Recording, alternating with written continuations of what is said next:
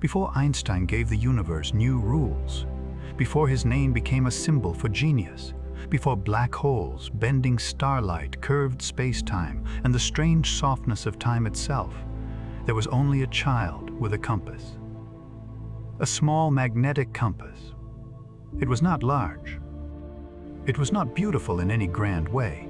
It did not roar like a machine or shine like a telescope pointed toward the stars. It was a quiet object resting in the palm of a young boy's hand. And yet, for Albert Einstein, it carried an invisible mystery. The needle moved. No hand touched it, no string pulled it, no visible wind guided it. Still, the needle turned, obeying something hidden in the empty space around it. To most people, a compass is simply a tool. It points north. It helps travelers find their way. But to the young Einstein, it was a message from nature. It whispered that the world was deeper than it appeared. It suggested that behind the calm surface of ordinary life, there were unseen laws, invisible fields, silent forces, and patterns that could be understood if only one learned how to listen.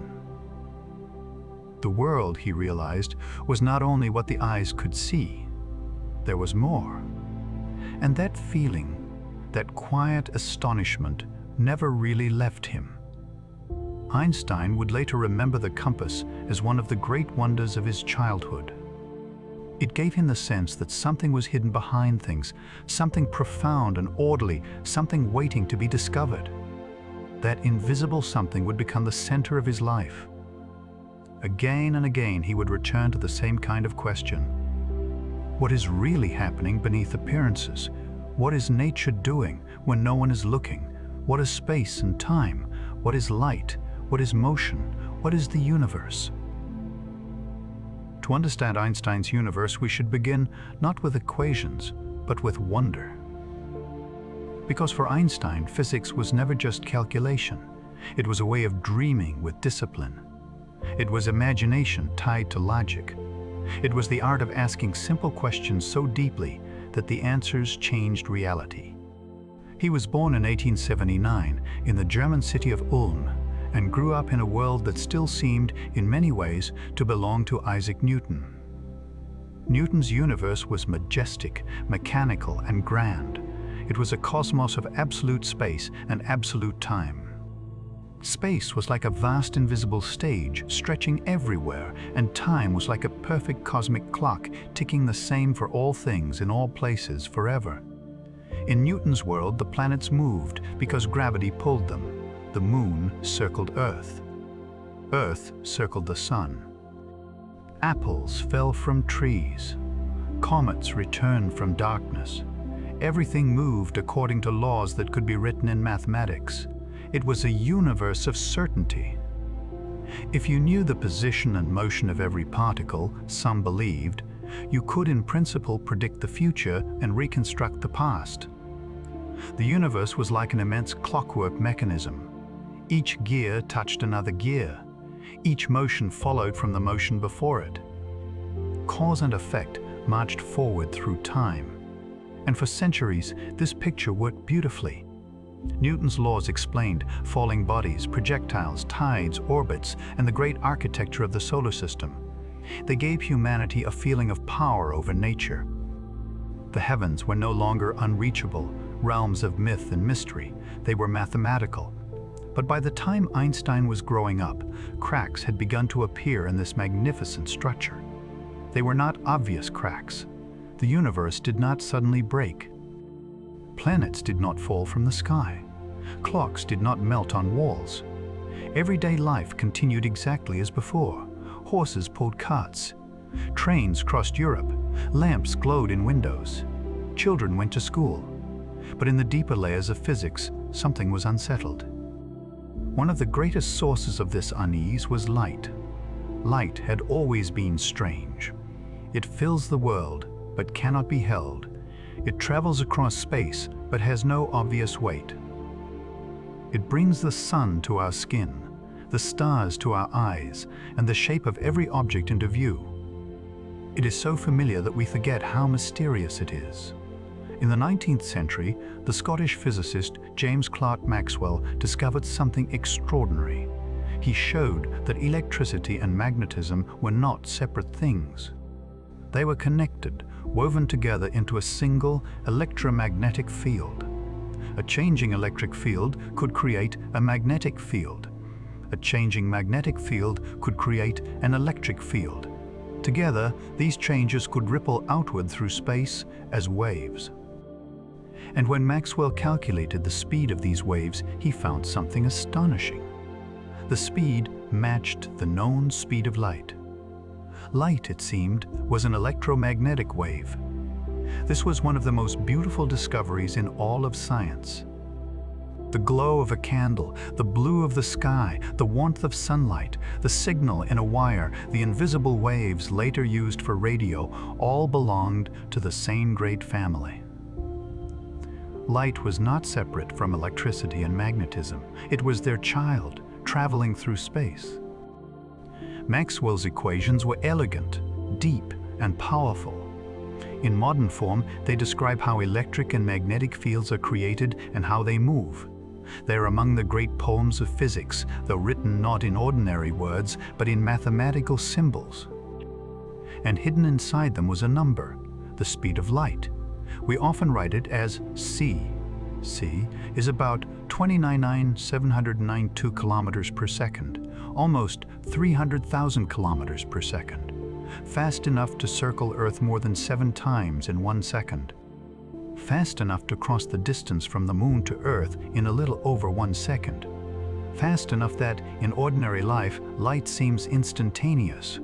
You switch on a lamp and the room is bright. You look across a field and the trees are simply there. You do not feel light taking time to arrive. You do not notice the delay between the world and your vision of it. But across the universe, light's speed becomes a cosmic clock. Sunlight takes about 8 minutes to reach Earth. When you see the sun, you see it not as it is now, but as it was about 8 minutes ago. Starlight may travel for years, centuries, or millions of years before entering your eye. Some galaxies appear to us not as they are tonight, but as they were before humans existed, before Earth had flowers, before the solar system was born. Light carries the past. Every time you look into the night sky, you are looking backward in time. This alone would be enough to make light mysterious. But for Einstein, light became even stranger. As a teenager, he began to imagine something simple, something almost childlike yet impossible to answer within the old physics. What would it be like to chase a beam of light? Imagine a young Einstein, not yet famous, not yet the wild-haired figure of history, but a restless student with a mind full of pictures. He imagines himself running faster and faster, beyond any human speed, beyond horses, beyond trains, beyond storms, until he is moving alongside a ray of light. What would he see? If you chased a water wave and somehow moved beside it at the same speed, the wave might seem frozen. Its crest would hang motionless beside you. If you chased a sound wave at the speed of sound, strange things would happen, but perhaps you could imagine the wave no longer passing you in the usual way. So if you could chase a light wave at the speed of light, would the light wave appear frozen in space? Would you see an electromagnetic wave standing still, its electric and magnetic fields suspended like a sculpture? The question sounds dreamy, but it cuts straight into the heart of physics. Maxwell's equations did not allow frozen light.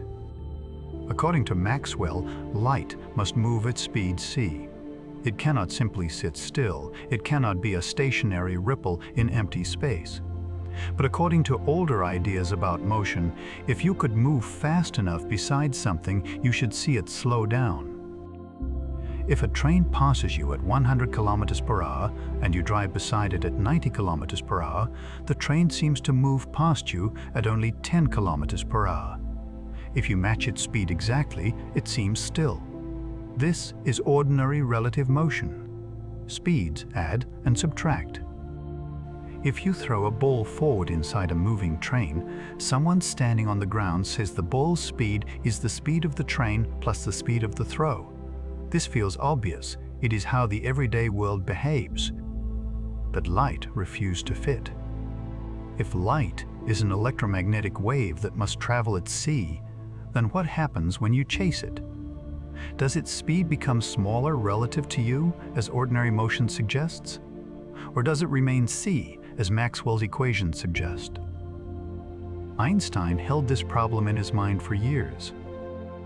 He was not the only one troubled by light. Physicists across Europe were wrestling with the same tension.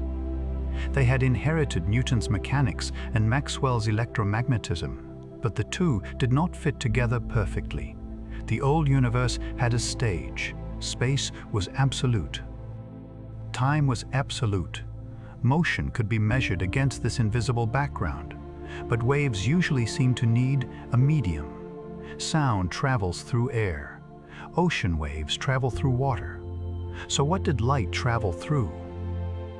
Many physicists believed there must be a substance filling all of space, an invisible medium called the luminiferous ether.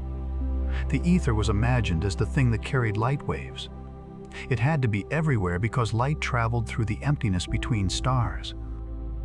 It had to be extremely subtle because planets moved through it without slowing down. It had to be rigid enough to carry waves at enormous speed, yet ghostly enough not to be felt. It was, in a way, a strange, invisible ocean. Earth, moving around the sun, was thought to be moving through this ether. And if Earth moved through the ether, then perhaps light should appear to travel at slightly different speeds depending on whether it moved with Earth's motion or against it. In the 1880s, Albert Michelson and Edward Morley performed one of the most famous experiments in physics. They tried to detect Earth's motion through the ether by measuring tiny differences in the speed of light in different directions. The expected difference was not found. The experiment seemed to show that light traveled at the same speed regardless of Earth's motion. This was deeply unsettling. It was as if you were on a boat moving through water, but the waves around you behaved as though your motion through the water did not matter. It was as if the supposed ether could not be detected at all. Physicists proposed explanations. Perhaps the apparatus contracted slightly in the direction of motion. Perhaps the ether was dragged along with Earth. Perhaps nature was hiding the effect in some subtle way. But Einstein would take a different path. He would not try to save the ether. He would remove it. He would begin again. This was one of Einstein's great gifts, the courage to ask whether a problem existed because nature was complicated or because human assumptions were wrong. He was not always a perfect student. He disliked rigid schooling. He resisted authority when it seemed empty. He was not interested in memorizing without understanding. He wanted to see the inner structure of things. After studying in Switzerland, he found himself working not in a university, but in a patent office in Bern. It was not the glamorous position one might expect for someone who would change physics forever. He examined inventions, electrical devices, clocks, signals, machines. He read descriptions and judged whether ideas were new. But the patent office may have suited him in an unexpected way. It gave him time to think, and it surrounded him with the practical technologies of timekeeping and synchronization. Railways, telegraphs, electrical systems, clocks in distant towns. These were not abstract issues. Modern life increasingly depended on knowing what time it was in more than one place. If two clocks were far apart, how could they be synchronized? How could one say that two distant events happened at the same time? This question sounds simple. It is not. What does now mean across space?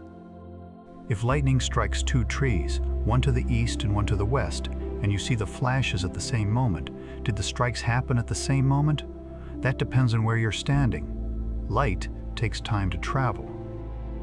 If you are closer to one tree than the other, its flash reaches you sooner. So to decide whether distant events are simultaneous, you must account for the travel time of light. But if light itself is at the heart of the mystery, then time itself becomes part of the question. Einstein began to see that time could not simply be assumed. It had to be defined by physical operations. To talk about time, we need clocks. To compare times in different places, we need signals. The fastest and most fundamental signal is light. And so, gently but radically, Einstein turned the problem around. Instead of asking how light moves through absolute space and absolute time, he asked what space and time must be like if the speed of light is the same for everyone. This was the beginning of special relativity. In 1905, Einstein published a paper with a modest title about the electrodynamics of moving bodies. Inside it was a new universe. He began with two principles.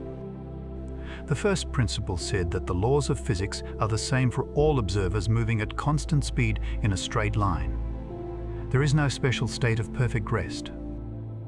If you are in a smoothly moving train with the curtains closed and the ride is perfectly steady, you cannot perform a simple mechanical experiment to prove that you are moving.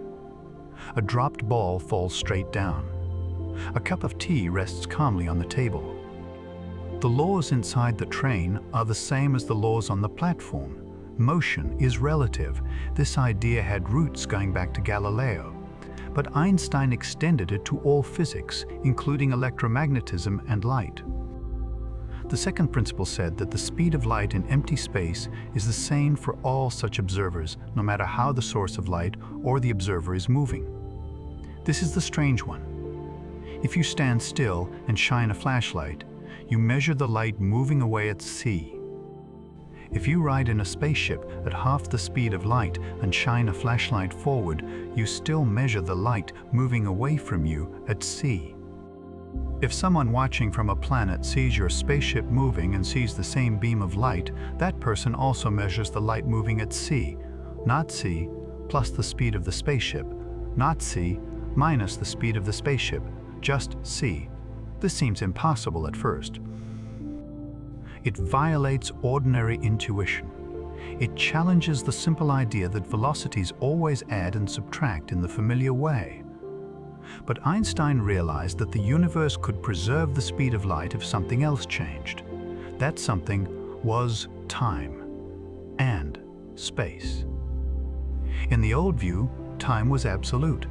Everyone shared the same cosmic clock.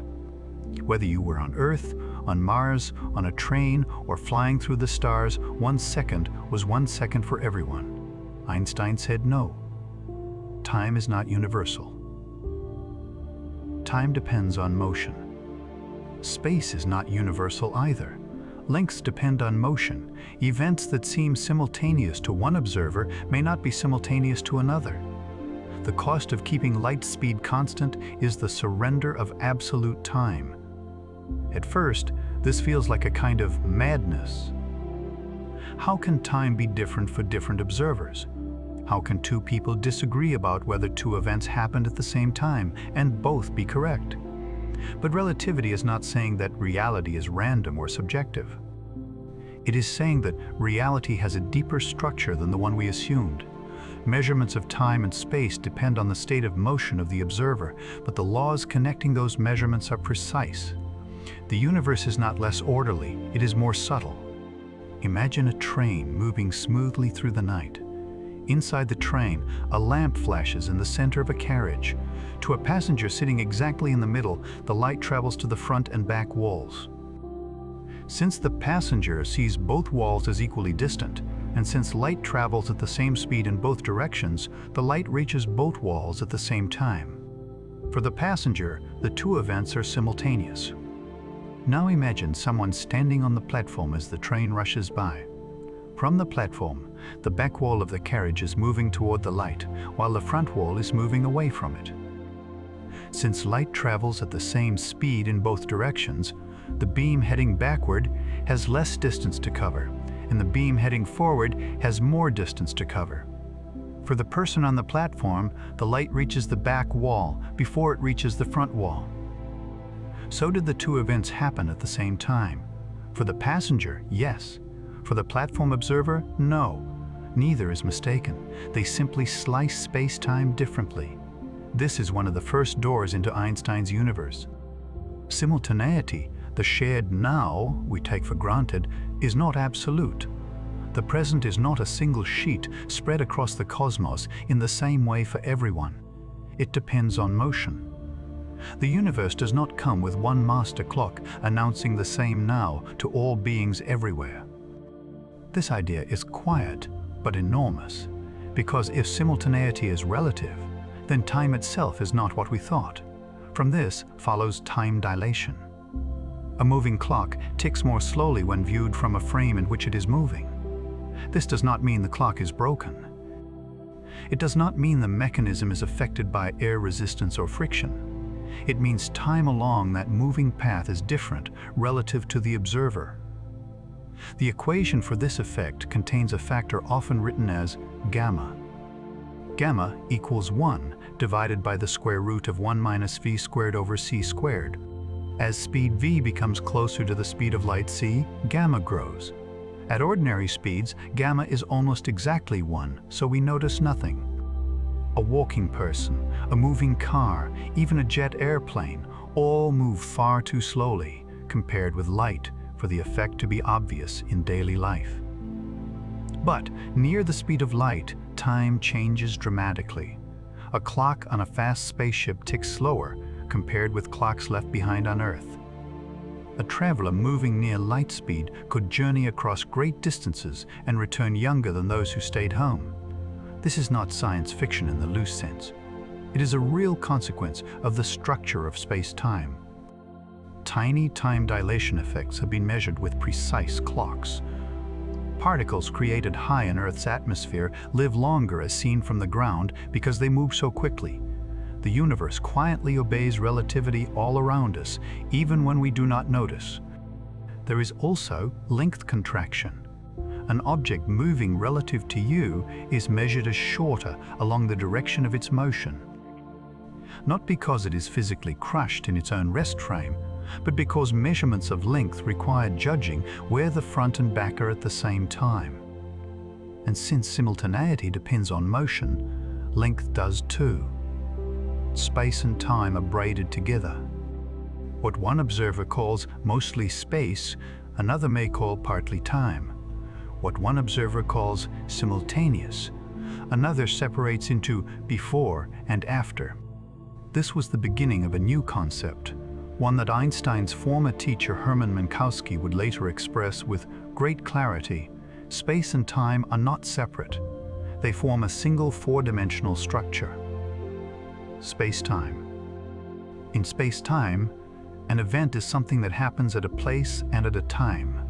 A flash of light, a heartbeat, a star exploding, a child opening his eyes. Every event has coordinates in space and time, but different observers may assign different coordinates. Still, there is something deeper that remains unchanged. Relativity does not destroy reality, it reveals invariance. Behind the shifting measurements of space and time, there is a structure all observers agree on. They may disagree about distances and durations, but they agree on the space-time interval, a deeper relation between events. This is part of what made Einstein's work so powerful. He did not simply say everything is relative. That is a common misunderstanding. Einstein showed that beneath what is relative, something is absolute in a new and deeper sense. The speed of light is invariant. The laws of physics are invariant. The space-time interval is invariant. The universe had not become vague. It had become more beautifully constrained. But in 1905, Einstein was not finished. That year is sometimes called his miracle year. While working at the patent office, he published several papers that each changed physics. One explained Brownian motion, giving strong evidence for the existence of atoms. One explained the photoelectric effect, helping to launch quantum theory by suggesting that light can behave as if it comes in packets of energy, later called photons. And one introduced special relativity. Then, in a short follow-up, he revealed a consequence so famous that it has become perhaps the most recognizable equation in the world. E equals mc squared. Energy equals mass times the speed of light squared. E mc. It is a small equation with cosmic meaning. mass and energy, once thought different, are forms of the same underlying thing. Mass can be understood as concentrated energy. Energy has inertia. Matter is not separate from energy, it is energy held in a particular form. The number c squared is enormous. Since c is already huge, c squared is almost beyond ordinary imagination. This means even a small amount of mass contains an immense amount of energy. A grain of matter is not as solid and simple as it appears. It is a locked vault of energy. This equation would later help explain the power of stars. The sun shines because mass is converted into energy in its core. Deep within the sun, hydrogen nuclei fuse into helium. The final helium has slightly less mass than the original hydrogen ingredients. The missing mass becomes energy, pouring outward as light and heat. That energy crosses space and reaches Earth, warming oceans, feeding plants, stirring winds, and making life possible. Every sunbeam is touched by E-Miki-D.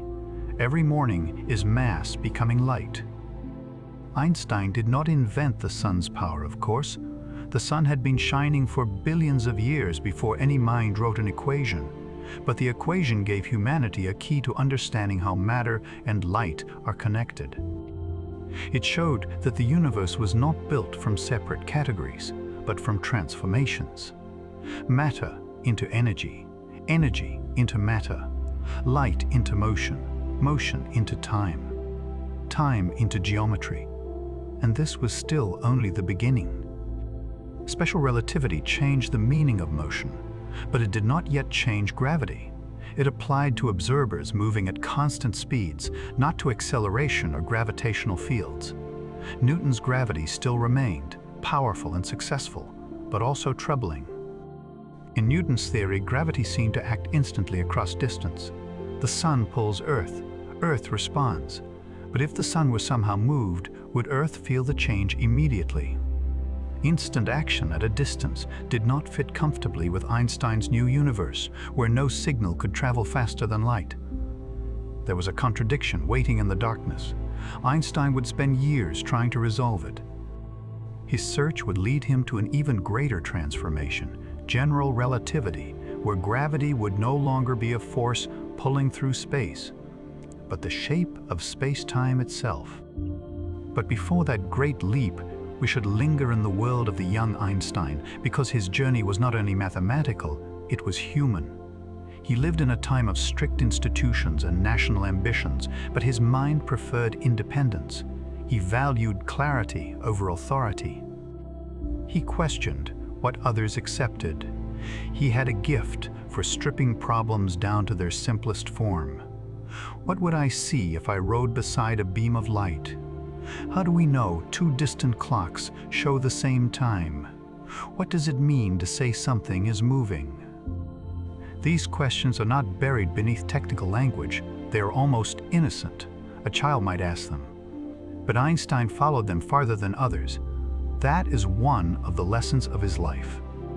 The deepest revolutions sometimes begin with questions so simple that experts overlook them. Most of us live inside inherited ideas. We learn that time passes, that space surrounds us, that objects move, that light shines, that gravity pulls. These ideas work well enough for daily life, so we stop wondering. Einstein did not stop. He looked at the ordinary world until it became strange again. A clock was not just a clock. It was a physical system, measuring time along a path through space-time. A ruler was not just a ruler. It was an object whose measured length depended on motion. Light was not just brightness. It was an invariant messenger, a limit woven into the structure of reality. Motion was not simply movement through absolute space. It was relation. And time was not the universal river we imagine, flowing evenly from past to future for all things. Time was personal, local, and physical. This does not mean time is an illusion. It means time is more intimate than we thought. Each object carries its own time along its path. A person sitting quietly, a satellite orbiting Earth, a particle racing through an accelerator, a star drifting through the galaxy. Each traces a different path through space-time, each with its own measure of duration. In Einstein's universe, your time is yours. It is written along your world line. A world line is the path an object takes through space-time. Even when you sit still in a chair, you are moving through time. Your body continues along its world line, heartbeat by heartbeat, breath by breath. The chair, the room, the planet, the moon, the stars, all trace their own world lines through the four-dimensional fabric of existence. This idea can feel dreamlike. It suggests that the story of the universe is not just objects moving through space, but events arranged in space-time. Your childhood, this moment, the light from distant stars, the birth of the sun, all are events in a vast structure. Different observers may disagree about the order of some distant events, but the deep causal structure remains. Light defines the boundary of cause and effect. Nothing with mass can travel faster than light. No message, no influence, no physical object can outrun c through empty space. This gives the universe a kind of architecture. Around every event there is a future light cone and a past light cone. The past light cone contains all events that could have influenced that event. The future light cone contains all events that could be influenced by it. Beyond these cones are regions of space-time too far away in space and too close in time for light or any signal to connect them. They are elsewhere, neither causally past nor causally future. This means the speed of light is not merely the speed of a thing. It is the speed of causality. It is the maximum pace at which the universe can tell one part of itself what has happened in another. When you look at a star 10 light-years away, you see it as it was 10 years ago. If that star were to vanish at this moment, you would not know for 10 years. The information could not reach you faster. The universe protects its order with a speed limit. Einstein's work transformed the meaning of that limit. Light was not racing through an ether ocean. Light was revealing the geometry of space-time itself. The old ether faded away. There was no need for a hidden medium defining absolute rest. There was no universal background against which all motion could be measured. The laws of physics did not require it. The speed of light stood firm without it. This was not an easy idea for everyone to accept. Scientific revolutions rarely feel obvious when they arrive. They disturb habits of thought. They ask people to give up concepts that once seemed necessary. Absolute time had seemed as natural as breathing. To surrender it was to lose something emotionally comforting. But physics follows nature, not comfort. And nature, when examined carefully, spoke in Einstein's language. Still, Einstein did not think like a destroyer. He did not reject the past simply to be radical.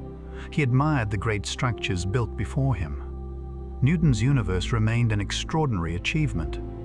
In the realm of ordinary speeds and weak gravity, Newton's laws still work with wonderful accuracy. Engineers, astronomers, and students still use them. Einstein did not erase Newton. He revealed Newton as an approximation. This is one of the most beautiful patterns in science. New theories do not always discard old ones completely. Often, they contain them. They show where the old theory works and where it fails. Newton's mechanics emerges from relativity when speeds are much smaller than the speed of light. The old world is still there, nestled inside the new one, like a quiet valley inside a larger landscape. At human speeds, time dilation is so tiny that time feels absolute. At human distances, simultaneity feels universal. At human energies, mass and energy seem separate. Our intuition was built in the slow world. Einstein explored the fast world, the near-light world. The world where reality reveals its hidden flexibility. But even in the slow world, relativity is present. It is just sleeping beneath the surface. Every GPS satellite must account for relativity. clocks in orbit tick at slightly different rates because of both their speed and their position in Earth's gravity. Without relativistic corrections, navigation systems would drift and become inaccurate. The strange ideas born from chasing light now help people find their way through city streets. The compass of Einstein's childhood pointed north because of an invisible field. Modern satellites guide us because Einstein helped reveal the invisible structure of time.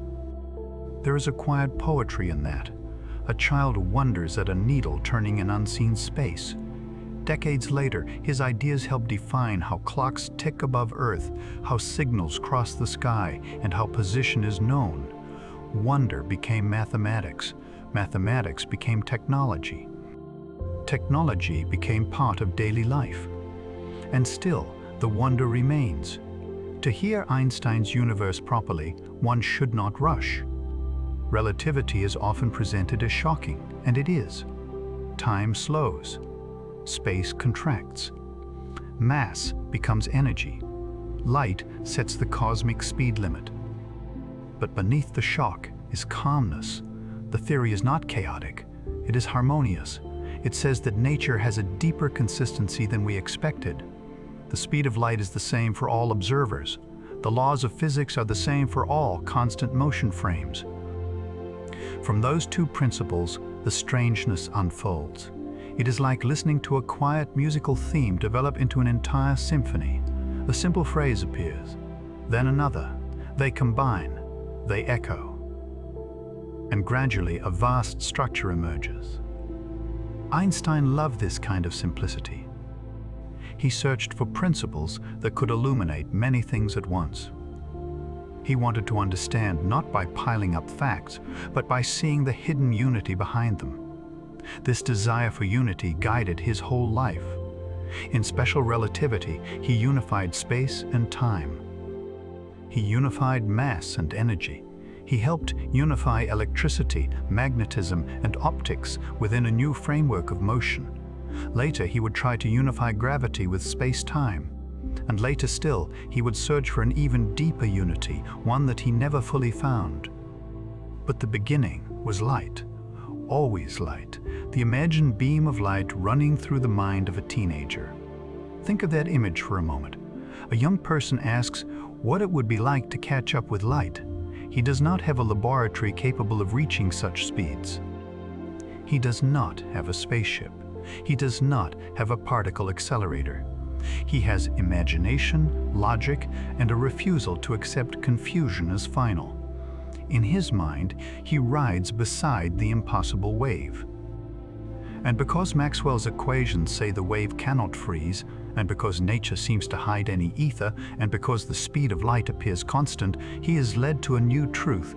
The old assumptions about time and space must change. This is the power of a thought experiment. A thought experiment is not idle fantasy. It is imagination disciplined by physical law. It allows the mind to travel where the body cannot. Einstein used thought experiments as other scientists used apparatus. He built laboratories inside his head, riding on a light beam, watching lightning from a train, falling from a roof, floating in an elevator. These mental images became gateways into the universe. They show us that science is not only measurement, it is also the careful shaping of imagination. To discover new laws, one must sometimes picture the world from an unfamiliar point of view. What does a beam of light see? What does a falling person feel? What does a clock measure? What does it mean to be at rest? Every question shifts perspective. And with each shift, reality changes shape. The young Einstein was not yet the figure whose face would appear on posters and t-shirts, not yet the wise old man with white hair and gentle eyes. He was a clock, a thinker, a friend in small discussion groups, a man walking through Bern with ideas turning quietly inside him. There is something comforting in this. The universe was rewritten, not from a throne, but from a desk, from walks, from conversations, from stubborn curiosity. The revolution began in ordinary rooms. In 1905, the world did not instantly understand what had happened. Einstein's papers were noticed gradually. His name spread through scientific circles. Over time, physicists saw that his ideas were not philosophical decorations, but precise tools. They solved problems, they made predictions, they clarified contradictions. A new universe had opened, but it opened softly. And perhaps that is how the deepest changes often arrive. Not always with thunder, sometimes with a paper, a thought, a question about light. The first part of Einstein's universe is therefore a journey from certainty into strangeness. We begin with Newton's absolute space and time, strong and clear like a stone cathedral. We pass through Maxwell's shimmering fields, where light becomes an electromagnetic wave. We encounter the ether, that ghostly medium once believed to fill all space. We see experiments fail to find it. We follow Einstein into the question of clocks and simultaneity. And then, almost without noticing, we step into another reality. In this new reality, time is not the same for everyone. Space is not the same for everyone. Light is the same for everyone. And mass is a form of energy. These ideas are so familiar now as phrases that their depth can be missed. We hear time is relative and forget how radical it is. We hear E McMe and forget that it links the stillness of matter to the fire of stars. We hear speed of light and forget that it is the boundary of cause and effect. Einstein did not simply add a new fact to physics. He changed the stage on which all facts appear. Before him, space and time were the background. After him, they became participants. Before him, time flowed equally everywhere. After him, time became woven into motion. Before him, mass and energy were separate accounts. After him, they were exchangeable currencies of nature. The universe became less like a machine sitting in space and more like a deep relational structure where measurements depend on motion, but law remains universal. This is the beginning of the mind-blowingness. Not black holes yet, not the Big Bang yet. Not gravitational waves trembling through space-time. Those wonders will come later. Here, the wonder is quieter, but perhaps even more intimate. It concerns the seconds of your life, the length of a room, the meaning of now, the light touching your eyes. The fact that reality at its foundation does not match the simple picture built by everyday experience. And yet everyday experience is not false. It is local. It is limited. It is what the universe looks like when speeds are low, gravity is gentle, and clocks are not compared with impossible precision. We live in a calm approximation. Relativity is the deeper ocean beneath it. Imagine lying still at night, listening to the world become quiet. A clock ticks somewhere in the room. Each tick feels steady. 1 second, another. It seems obvious that the same rhythm fills the universe. But far above Earth, a satellite clock ticks differently. On a fast-moving particle, time stretches. Near the speed of light, journeys reshape aging. Around massive stars, gravity will later bend time even more. The clock in your room is real, but it is not universal. It is one clock, on one path, in one state of motion, in one gravitational environment, measuring one thread through the cosmic fabric. This is Einstein's gift and his disturbance. He takes what feels most familiar and makes it mysterious again. At the same time, he gives us a new certainty, not the old certainty of absolute time, but the deeper certainty of relationships. The universe can be strange and lawful at once. It can defy intuition without becoming meaningless. In fact, the very strangeness is part of the law. Time must dilate so light remains constant. Lengths must contract so space-time remains consistent. Energy and mass must be linked so conservation survives in a relativistic world. The universe bends our concepts, but it does not break reason. This is why Einstein's work feels both scientific and almost spiritual, though he did not mean it in a careless way. It reveals a hidden order that is not obvious to the senses. It shows that the world is intelligible, but not simplistic. It invites humility. It reminds us that human intuition is not the final judge of reality. A creature evolved to walk on Earth cannot expect to naturally understand near light speed motion. A mind born under one sun cannot expect the cosmos to match its first guesses. We must learn to think with the universe, not merely about it. Einstein's early work teaches us how. Start with what is observed, respect the laws that work, question the assumptions that are not necessary, imagine boldly, reason carefully. Accept the result, even if it feels strange. In this way, the boy with a compass becomes the man who changes time. The compass needle pointed toward an invisible field. The light beam pointed toward an invisible structure. Both suggested that emptiness is not empty in the simple sense. Space is full of law, full of relation, full of hidden form. Later, Einstein would discover that gravity too belongs to this hidden form. He would realize that a person in free fall feels weightless because falling is not quite what Newton said it was. He would imagine elevators in space and beams of light bending their massive bodies. He would spend years struggling with mathematics more difficult than anything in special relativity, and eventually he would write equations suggesting that matter tells space-time how to curve, and space-time tells matter how to move. But that is the next great step. For now, we remain with the first revelation. The universe is not built on absolute space and absolute time. It is built on space-time, and light is its messenger. Think of the night sky again. Every star you see is sending light across the dark. That light travels at c, the same speed for every observer moving uniformly, no matter how strange that seems. The light carries information from the star's past to your present. It enters your eye. It becomes an electrical signal. Your brain forms an image. You feel the star is there now, but what you hold is an ancient arrival. Between you and the star stretches space-time, not merely emptiness. Distances and times depend on motion. The story of the light can be described differently by different observers, but all agree on the deeper laws. The star may be moving. Earth is moving. You are moving, with Earth's rotation, with Earth's orbit, with the sun around the galaxy, with the galaxy through the cosmic web. There is no final platform of rest, no cosmic floor beneath everything, only relations, only world lines, only the constant speed of light binding cause to effect.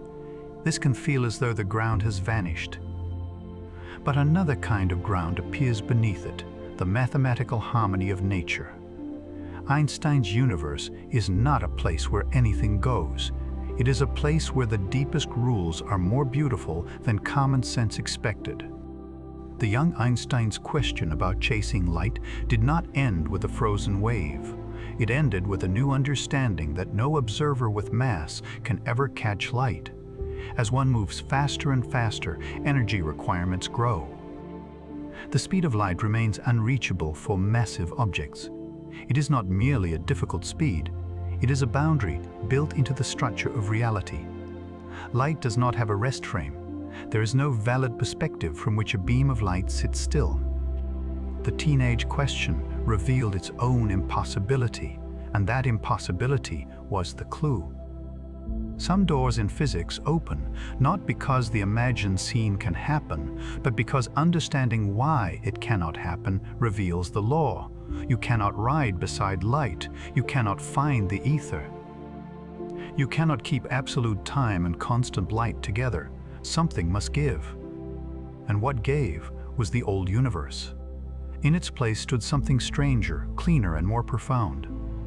A universe where time stretches, where space contracts, where mass is energy, where light is constant, where reality depends on perspective, but truth survives through invariance. This was Einstein's first great universe. Not yet the curved universe, not yet the expanding universe, but already a universe beyond common sense. And perhaps As we drift through these ideas, there is comfort in remembering that they began with wonder, not with certainty. Einstein did not know the answer when he first imagined chasing light. He lived with the question. He allowed it to trouble him. He returned to it until the familiar world became transparent and the deeper world showed through. There are mysteries like that all around us. A compass needle turning, a beam of sunlight crossing a room, a clock ticking in the dark, a train passing in the distance. The stars arriving from the past. The universe speaks quietly through ordinary things.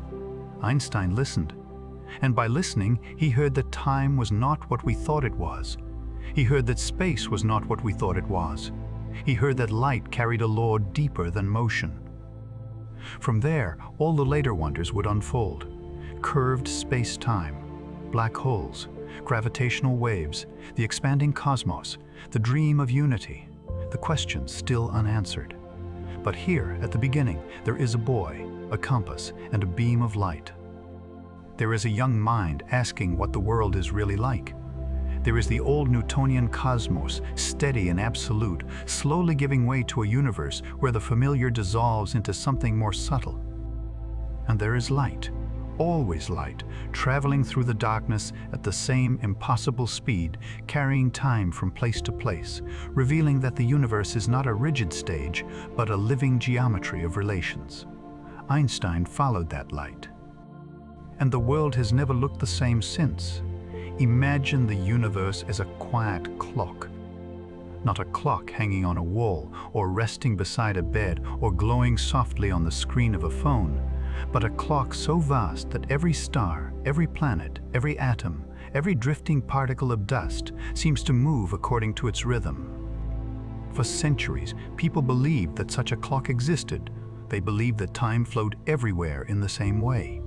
A second on Earth was a second on Mars. A second beside the sun was a second in the darkness between galaxies. A second for a child asleep in a village was the same second for a comet falling silently around the outer planets. Time was imagined as a river, and everything in the universe was carried along by it at the same speed. Space, too, seemed simple. Space was the room in which reality happened. It was the silent container, the empty stage. Objects could move through it, planets could spin inside it, light could cross it, but space itself was thought to remain still, untouched, absolute. This was the comfortable universe. A universe where clocks agreed. A universe where rulers kept their length. A universe where the words here, there, now, before, and after seemed obvious. Then Einstein asked what light was trying to tell us, and the comfortable universe began to dissolve. The second part of Einstein's universe begins with something that seems familiar: motion. A person walks across a room. A train moves through the night. Earth travels around the sun. The sun moves through the Milky Way. The Milky Way drifts through the cosmic web of galaxies. Everything moves, and yet motion is never as simple as it first appears.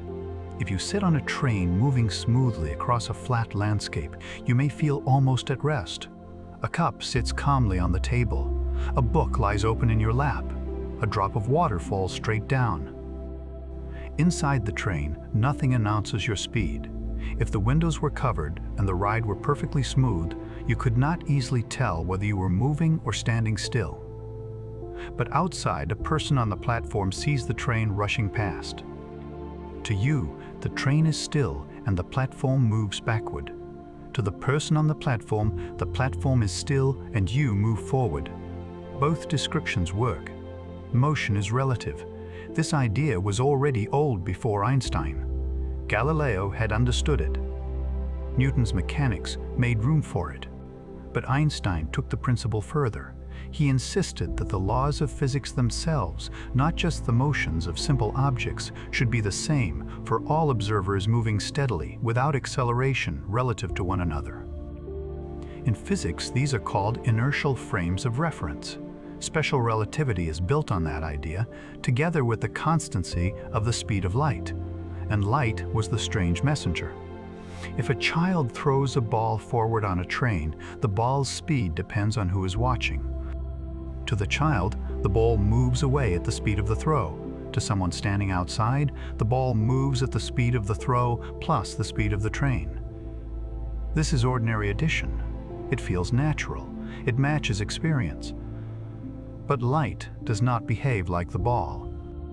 If you shine a beam of light from a moving train, you do not measure it moving away from you at one speed, while someone outside measures it moving at a different speed because of the train's motion. In empty space, light travels at the same speed for every inertial observer. That speed is c.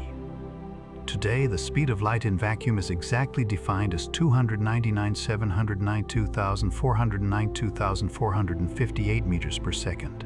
For ordinary speech, we often round it to about 30,000 kilometers per second. That number is enormous. Light could circle Earth more than 7 times in 1 second.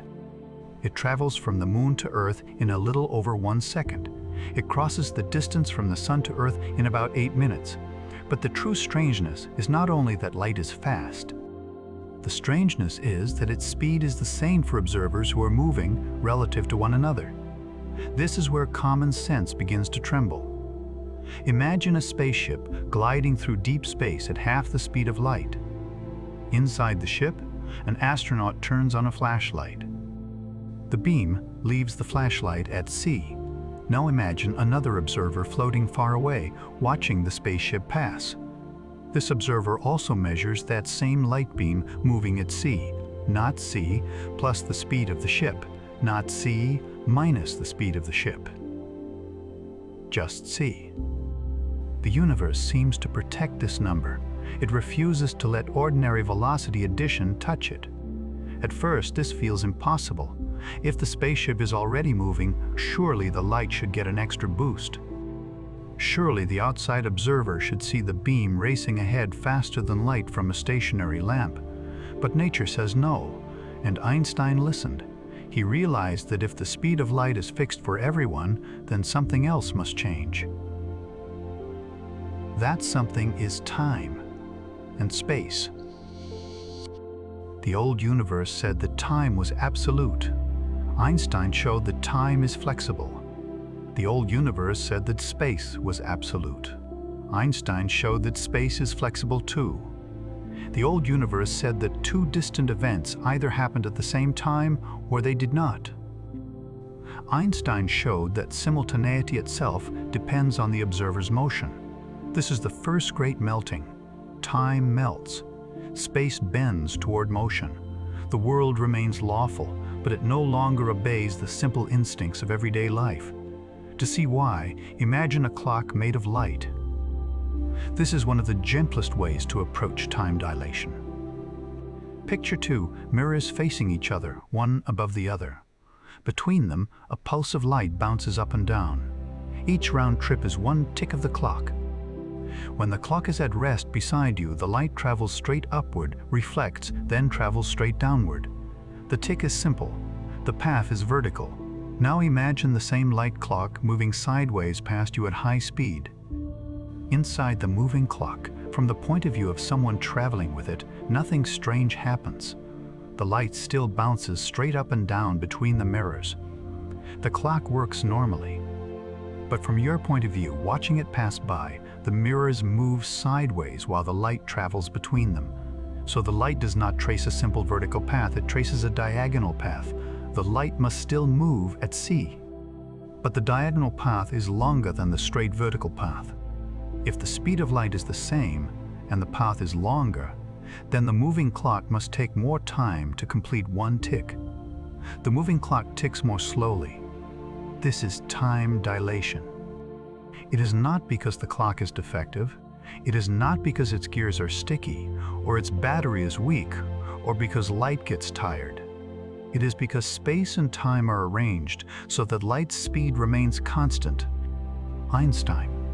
Online uses this same light clock reasoning to explain how the constancy of light's speed leads directly to time dilation. The equation that describes this effect contains the Lorentz factor, usually written as gamma. Gamma equals 1 divided by the square root of 1 minus v squared over c squared. When v is small compared with c, gamma is almost 1. That is why we do not notice relativity when walking through a room, driving a car, or flying in an airplane. But as v approaches c, gamma grows. The closer something with mass moves toward the speed of light, the more dramatic the effects become. A moving clock, viewed from the frame in which it is moving, runs slow. A moving ruler, measured along its direction of motion, becomes shorter. A moving body's energy grows, and the speed of light remains out of reach for anything with rest mass. This is not a dream layered over reality. It is reality. It is simply reality seen at speeds our bodies were not built to understand.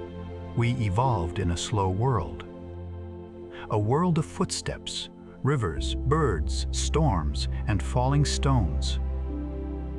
In that world, the speed of light is so enormous that its effects hide beneath the surface. Our senses never needed to notice them. Our ancestors did not need to calculate time dilation, to throw a spear, cross a valley, or watch the moon, so common sense became Newtonian, and Newtonian common sense works beautifully in the slow world. But the universe is not obligated to be intuitive. It is only obligated to be consistent. Einstein found the consistency. Time dilation leads to one of the most famous thought experiments in physics, the twin paradox. Imagine two twins. One remains on Earth. The other boards a spaceship and travels outward at a speed close to the speed of light, then turns around and returns. When the traveling twin comes home, the twins are no longer the same age. The traveler is younger. This sounds impossible only if we imagine time as a universal river. But in relativity, each twin follows a different path through space-time. The earthbound twin follows one world line. The traveling twin follows another. The amount of time experienced along each path can be different. This is not really a contradiction, even though it is called a paradox. The traveling twin changes direction and is not in one single inertial frame for the whole trip. The geometry of space-time allows the two paths to contain different amounts of proper time. Einstein Online describes the traveling twin scenario as a dramatic example of how the passage of time depends on motion. In ordinary life, the effect is tiny. If you travel by airplane, you age by a slightly different amount than someone who stays on the ground. The difference is far too small to feel. But with precise atomic clocks, such differences can be measured. With particles moving near the speed of light, they become unavoidable. One of the classic examples involves muons. Muons are unstable particles that can be created high in Earth's atmosphere when cosmic rays strike atoms. At rest, muons decay very quickly. If we used only non-relativistic reasoning, many of them should vanish before reaching Earth's surface. But many do reach the surface. From our point of view on Earth, their internal clocks run slow because they are moving so fast. Their lifetimes are dilated, allowing more of them to survive the journey downward. Time dilation has been confirmed repeatedly in particle lifetime experiments, including muon observations. The universe is telling us the same thing again and again. Fast motion changes time. Not metaphorically, not psychologically, physically. A clock is any system that repeats. A heartbeat can be a clock. An atom can be a clock. A radioactive particle can be a clock. A pulse of light between mirrors can be a clock. And in special relativity, all moving clocks are affected in the same way when compared from another inertial frame. Time dilation is not just about machines. It is about processes, chemical reactions, biological aging, atomic vibrations, particle decay.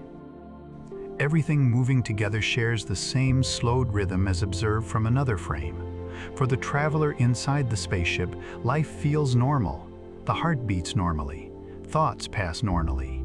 The ship clock ticks normally. A cup of tea cools normally. Nothing inside the ship feels slow to the traveler. Relativity is not a local feeling of slowness. It appears when different paths through space-time are compared. This is one reason Einstein's universe is so subtle. No observer gets to say, absolutely, my time is the real time and yours is distorted. Each observer carries their own time. Each observer builds measurements from their own state of motion. The laws connecting these measurements are the same for everyone. But the measurements themselves can differ. The next melting is space. If moving clocks tick slowly, then moving lengths must also change. An object moving relative to you is measured as shorter in the direction of its motion. This is length contraction. Again, the object is not crushed in its own rest frame. A spaceship flying past Earth at near light speed does not feel squeezed to the astronauts inside. To them, the ship has its normal length. But observers on Earth, measuring the position of the ship's front and back at the same time in their own frame, find the ship shortened along the direction of travel. That phrase matters at the same time. To measure the length of a moving object, you must mark where its front and back are simultaneously. But simultaneity is relative. Different observers disagree about which distant events occur at the same time, so they can also disagree about length. Einstein online describes length contraction as the spatial counterpart of time dilation. This is difficult to picture because our minds separate space and time. We imagine space as one thing and time as another. But special relativity says they are interwoven. A measurement of space depends on how you slice time. A measurement of time depends on how you move through space. The separation between space and time is not as absolute as it once seemed. After Einstein, Hermann Minkowski, Einstein's former mathematics teacher, gave this idea a powerful form. Space and time became space-time, a single four-dimensional structure. 3 dimensions of space, 1 dimension of time. An event is not merely a place. It is a place and a moment, a star exploding, a hand opening a door, a photon striking a mirror, a pulse traveling through a nerve. Each event has coordinates in space-time. Different observers may assign different space and time coordinates to the same event, but they agree on deeper relationships. This is one of the most important corrections to a common misunderstanding.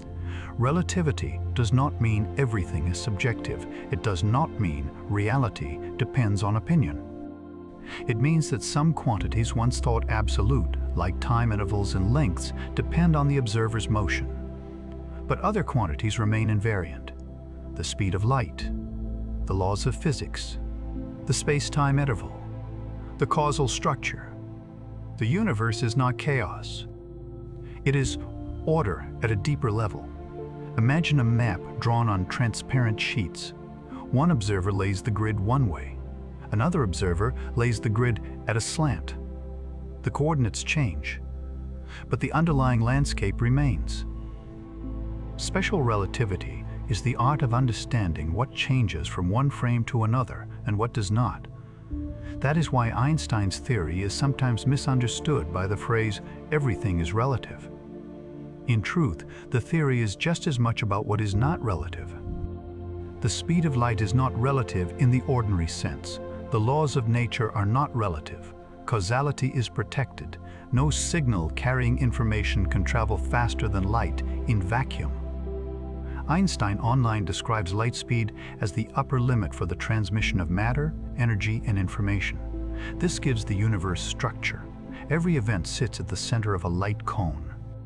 The future light cone contains all events that could be reached by light or slower signals from that event. The past light cone contains all events that could have sent light or slower signals to it. Outside the light cone are events too far away in space and too close in time to be connected causally. They are not yet able to know about each other.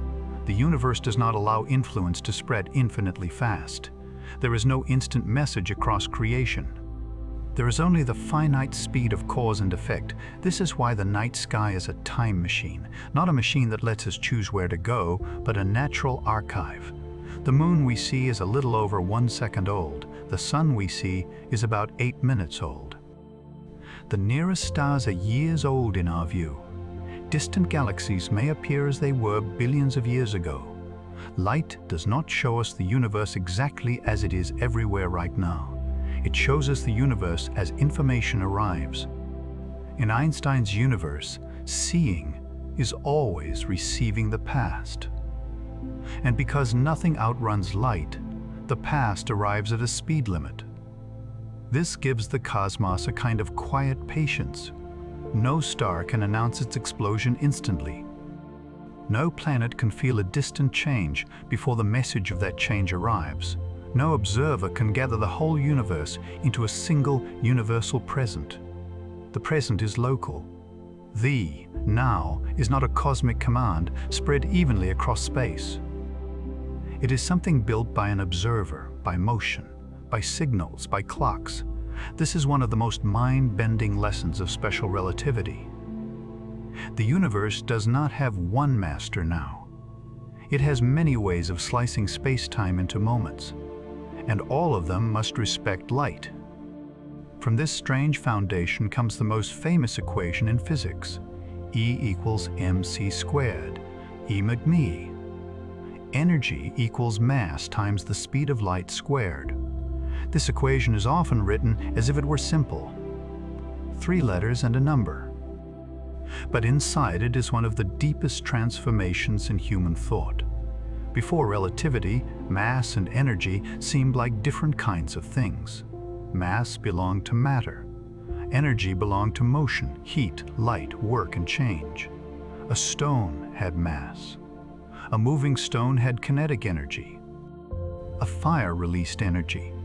A beam of sunlight carried energy. But Einstein showed that mass itself is a form of energy. More precisely, a body at rest has rest energy equal to its rest mass, multiplied by the speed of light squared. Einstein's 1905 mass-energy paper followed his special relativity paper and developed this connection between inertia and energy. The equation says that matter is not inert in the old sense. Even when still, it contains energy, locked energy, quiet energy. Quiet energy. Energy woven into the fact of mass itself. And because c squared is enormous, a small amount of mass corresponds to a huge amount of energy. This is why the equation feels almost mythic. It says that matter is condensed fire. It says the solid world is not as solid as it seems. It says every atom contains a hidden account of energy written in the language of light. But here, care is important. E mc does not mean that mass is constantly exploding into energy. It does not mean ordinary objects are about to vanish in a flash. Most of the time, mass energy remains stable within matter. To release significant energy, nature requires processes such as nuclear fusion, nuclear fission, particle-antiparticle annihilation, or other transformations where the total mass energy is conserved while forms change. The equation does not give permission for magic, it gives an accounting rule for reality. Mass and energy are not separate currencies. They are the same currency expressed in different units. In modern physics, the fuller relationship between energy, momentum, and rest mass is often written as E squared equals pc squared squared plus m, c squared squared. More clearly spoken, the total energy squared equals momentum times c squared plus rest mass times c squared squared. For an object at rest, momentum is 0 and the equation reduces to E mc. For light, whose particles have 0 rest mass, energy is still present because photons carry momentum. So light has energy. Light has momentum. Light can push. Light can heat. Light can knock electrons from metal. Light can cross the universe carrying ancient information. But a photon has no rest frame. There is no valid viewpoint from which you can ride beside a photon and watch it sit still. The teenage question that haunted Einstein, What would it be like to chase light finds its answer in the structure of relativity. You cannot catch light. Not because your engine is weak, not because you have failed to accelerate long enough, but because massive objects cannot reach c, and light itself does not possess a rest frame. The closer a massive object moves to the speed of light, the more energy is required to increase its speed further. Approaching c demands more and more energy without end. The speed of light is not just fast, it is unreachable for matter. It is a boundary. This boundary reshapes the universe. It means no spaceship made of ordinary matter can simply accelerate to light speed. It means interstellar travel is constrained by time, energy, and the geometry of space-time. It means distant stars are not only far away in space, but protected by the finite speed of causality. And yet, relativity also gives a strange kind of hope. For a traveler moving very close to the speed of light, time dilation could make distant journeys feel shorter from the traveler's perspective. A trip to a star many light years away could take many years as measured from Earth, but less time for the traveler. The cosmos does not allow light-speed travel for massive beings, but it does allow time to stretch differently along different paths. The universe says no, and then it says, but look deeper. This is where Einstein's universe becomes dreamlike. Suppose a ship leaves Earth and travels close to light speed. From Earth's perspective, the ship's clocks slow down. The travelers age slowly. The distance to the destination remains large. But from the traveler's perspective, their clocks feel normal, and the distance between Earth and the destination is contracted along their direction of motion. Both views describe the same journey. Each is correct within its frame. Space and time adjust together. The universe keeps its accounts balanced. No observer sees light violate c. No observer sees causality break. What changes is the division between distance and duration. This is why special relativity can feel less like a theory of objects and more like a theory of perspective. But not perspective in the casual sense, not personal opinion, physical perspective. The perspective of clocks, rulers, light signals, and motion. Each observer has a way of measuring. Nature provides the transformations between them. These transformations are called Lorentz transformations. They replace the older Galilean transformations of Newtonian physics when speeds become comparable to light. At low speeds, Lorentz transformations reduce almost exactly to the old rules. This is why Newton still works so well in everyday life. A thrown ball does not require Einstein to explain its motion. A car journey does not visibly shorten the road. A kitchen clock does not noticeably slow because someone walks past it. But near light speed, the old rules fail. The Lorentz transformations reveal the deeper symmetry. They show how time and space mix. They show how different observers can disagree without contradiction. They show how c remains constant. There is a beauty in that. Not beauty as decoration, beauty as inevitability. Once Einstein accepts the two postulates, the strange consequences are not optional. They unfold. Time dilation unfolds. Length contraction unfolds. Relativity of simultaneity unfolds. Mass-energy equivalence unfolds. The universe becomes strange because logic forces it to become strange. There is no need to add mystery artificially. The equations are already dreamlike. Consider again the equation for gamma. 1 over the square root of 1 minus v squared over c squared. At walking speed, v over c is so tiny that the correction disappears into practical nothingness. At half the speed of light, gamma is about 1/15. At 90% of light speed, gamma is about 229. At 99%, gamma is about 709. At 99.9%, gamma is about 22.4. The numbers rise. Time stretches. Lengths contract. Energy grows. The universe becomes less like a rigid machine and more like a precise fabric. And in that fabric, light is the thread that does not change. This is also why special relativity is not just about outer space. It touches modern technology. The Global Positioning System, GPS, relies on precise timing from satellites carrying atomic clocks. Relativistic effects must be accounted for in satellite navigation and timing systems. NIST publications discuss the corrections GPS receivers need to provide accurate time and position. GPS is usually associated with maps, phones, cars, ships, and aircraft. But beneath the ordinary act of finding your location is Einstein's universe. Signals travel from satellites to receivers. The receiver determines position by timing how long signals take to arrive. A timing error of only a tiny fraction of a second can become a large position error because light travels so far so quickly. The satellite clocks are affected by both special relativity because they are moving relative to Earth's surface and general relativity because they are higher in Earth's gravitational field. Part of that belongs to the next stage of Einstein's story. But the lesson is already clear. Relativity is not only a theory for philosophers and astrophysicists. It is in the quiet precision of machines above us. It is in the invisible timing that helps people navigate the planet.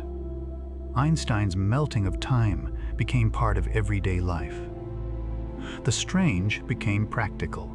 The cosmic became ordinary. And still, the wonder remains. When you ask a phone where you are, it listens to clocks in the sky. Those clocks do not tick exactly as clocks on Earth tick. The difference is not a flaw. It is the universe being relativistic. It is space-time entering technology. It is Einstein in your pocket. But special relativity is not only about clocks and speeds. It also changes the meaning of energy. Before Einstein, energy conservation was already one of physics' great principles. Energy could change form, but not simply disappear. Motion could become heat. Heat could become motion. Chemical energy could become light. Gravitational energy could become kinetic energy. But mass seemed like a separate, conserved quantity. Relativity deepened the picture. Mass and energy together form a conserved whole. A system's mass can decrease if it releases energy. A system's mass can increase if it absorbs energy. The difference is usually too tiny to notice in ordinary chemical processes, but in nuclear and particle processes, it becomes enormous. The sun is the great natural example. Inside the sun, nuclear fusion converts hydrogen into helium through a chain of reactions. The final products have slightly less mass than the initial ingredients. The missing mass appears as energy. That energy slowly works its way outward, eventually escaping as sunlight. Some of that sunlight reaches Earth. It warms the ground, it stirs weather, it feeds plants. It enters food chains, it touches skin. In this sense, the light of day is not separate from mass-energy equivalence. The warmth on your face began with nuclear transformations in a star. E. McNee is written into morning. It is written into photosynthesis. It is written into the long story of life under the sun. The equation is not merely associated with bombs and reactors, though history made that association powerful and frightening. At its deepest, it is an equation of stars. It explains how small differences in nuclear mass can become vast reservoirs of light. It shows why stars can shine for billions of years. It connects the atom to the sky. That is one of Einstein's gifts. He found equations that join the small and the immense. A tiny mass difference inside the nucleus becomes sunlight across space. A speed limit for light becomes the shape of causality. A moving clock becomes a window into space-time. A simple question becomes a universe. And yet Einstein's 1905 world was not complete. Special relativity is special because it applies most directly to inertial frames, to observe as moving at constant velocity without acceleration. And it does not yet include gravity as geometry. Gravity still waits beyond the edge of this part of the story. But even before gravity enters, special relativity changes nearly everything. It changes what we mean by distance. It changes what we mean by duration. It changes what we mean by mass. It changes what we mean by energy. It changes what we mean by now. Think again of simultaneity. Two lightning bolts strike opposite ends of a moving train. An observer standing at the midpoint of the platform sees the flashes arrive together. Another observer riding in the middle of the train receives them differently because the train moves toward one flash and away from the other. Depending on the setup, the two observers can disagree about whether the lightning strikes were simultaneous. This is not because light is unreliable. It is because light is reliable. Its speed is the same. The disagreement comes from motion and the finite travel time of signals. This is one of the most unsettling ideas in all of physics. Events that are simultaneous for one observer may not be simultaneous for another. There is no universal cosmic present tying all distant events together. The present is not a single sheet spread through the universe. It is a slice through space-time, and different states of motion slice it differently. The words at the same time are not meaningless. They are frame-dependent. They require a system of synchronized clocks. They require a method for comparing distant events. They require light signals. Einstein's genius was to take these operational details seriously. He did not treat time as a vague background. He asked how time is measured. He asked how clocks are synchronized. He asked what assumptions are hidden inside the phrase, now. And when he did, the old universe opened. This is one reason relativity feels philosophical even when it is physics. It asks questions that sound almost innocent. What is time? What is distance? What does it mean to say two things happen together? But Einstein answered them with equations and testable predictions. That combination is rare. A philosopher's depth with a physicist's precision. A dreamer's imagination with a clerk's attention to clocks. The result was a universe at once stranger and more exact. In the slow human world, we can still speak comfortably. The train arrives at noon. The road is 10 kilometers long. The meeting lasts an hour. The lamp turns on now. These statements work because our speeds are tiny compared with c. Our gravitational fields are usually weak. Our clocks are not compared across cosmic journeys. But beneath ordinary speech, the deeper structure waits. Every clock measures along a path. Every ruler belongs to a frame. Every signal takes time. Every observer builds a world from light, and every piece of matter carries rest energy. There is a quiet humility in this. Our everyday reality is not wrong. It is an approximation. A very good approximation. A local truth. But Einstein showed that local truth is not the final shape of nature. The universe is larger than intuition. It is more flexible, more relational, more mathematical, and somehow more beautiful. To understand this emotionally, imagine drifting in a dark spacecraft far from any planet. No stars appear to move quickly around you. No wind touches the hull. Inside, everything is calm. You float beside a clock. It ticks normally. You shine a flashlight. The beam moves away at sea. You measure your cabin. Its length is normal. You feel at rest. Now imagine another spacecraft passing by at enormous speed. To you, its clocks are slow.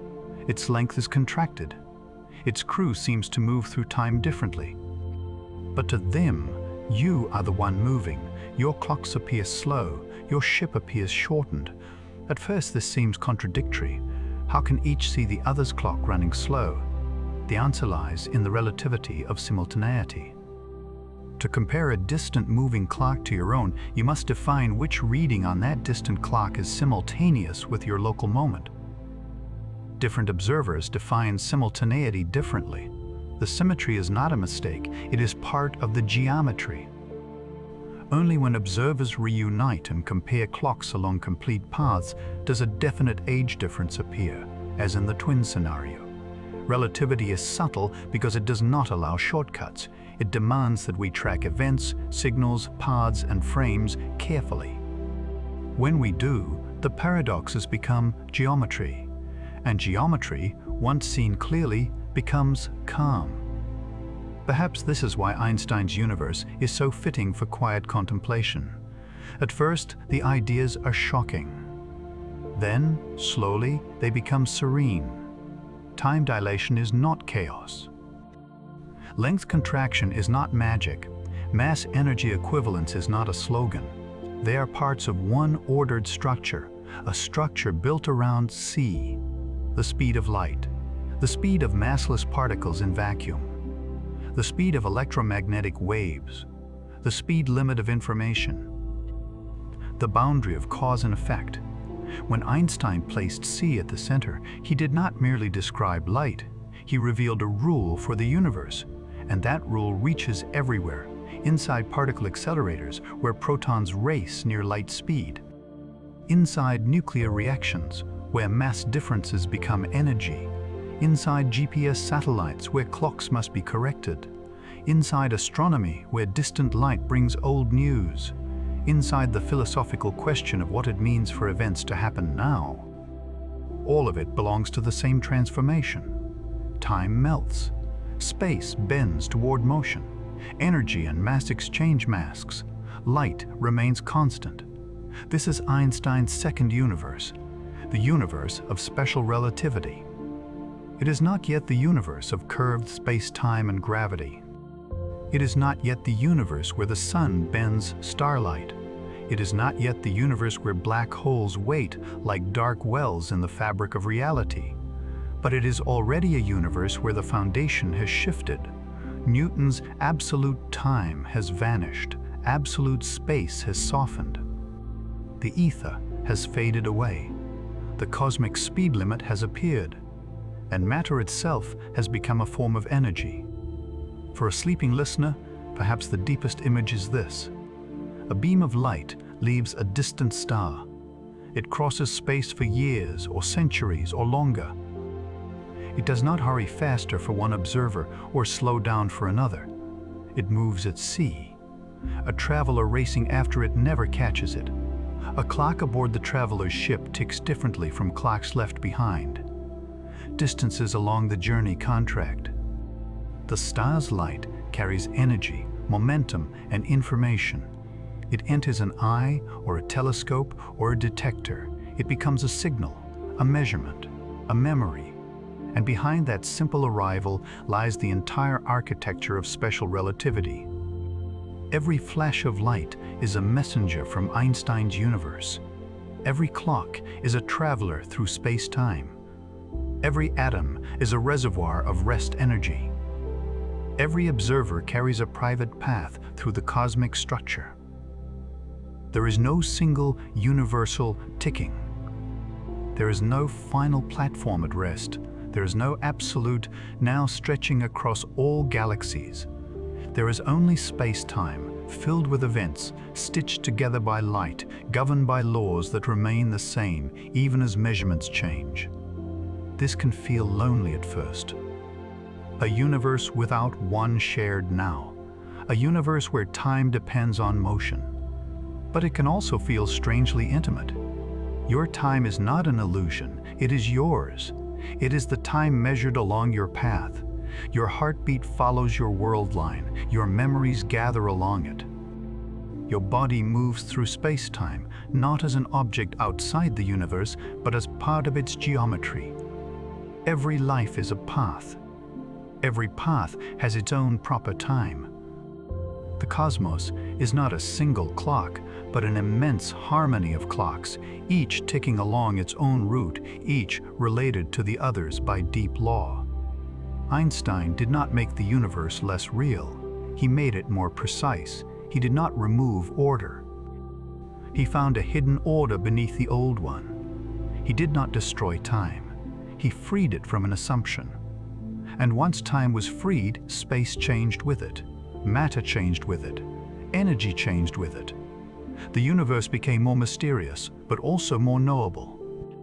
That is the strange comfort of physics. The deeper we look, the less the world resembles our first guesses. But the more it reveals its patterns. The familiar melts. The lawful remains. A clock ticks in the dark. A beam of light crosses the room. A planet moves around a star. A particle races through the atmosphere.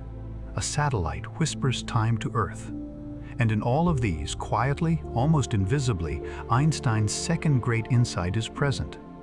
Time is not absolute. Space is not absolute. Mass is not separate from energy. The speed of light is woven into the structure of reality. The universe is not the rigid stage we imagined, it is space-time.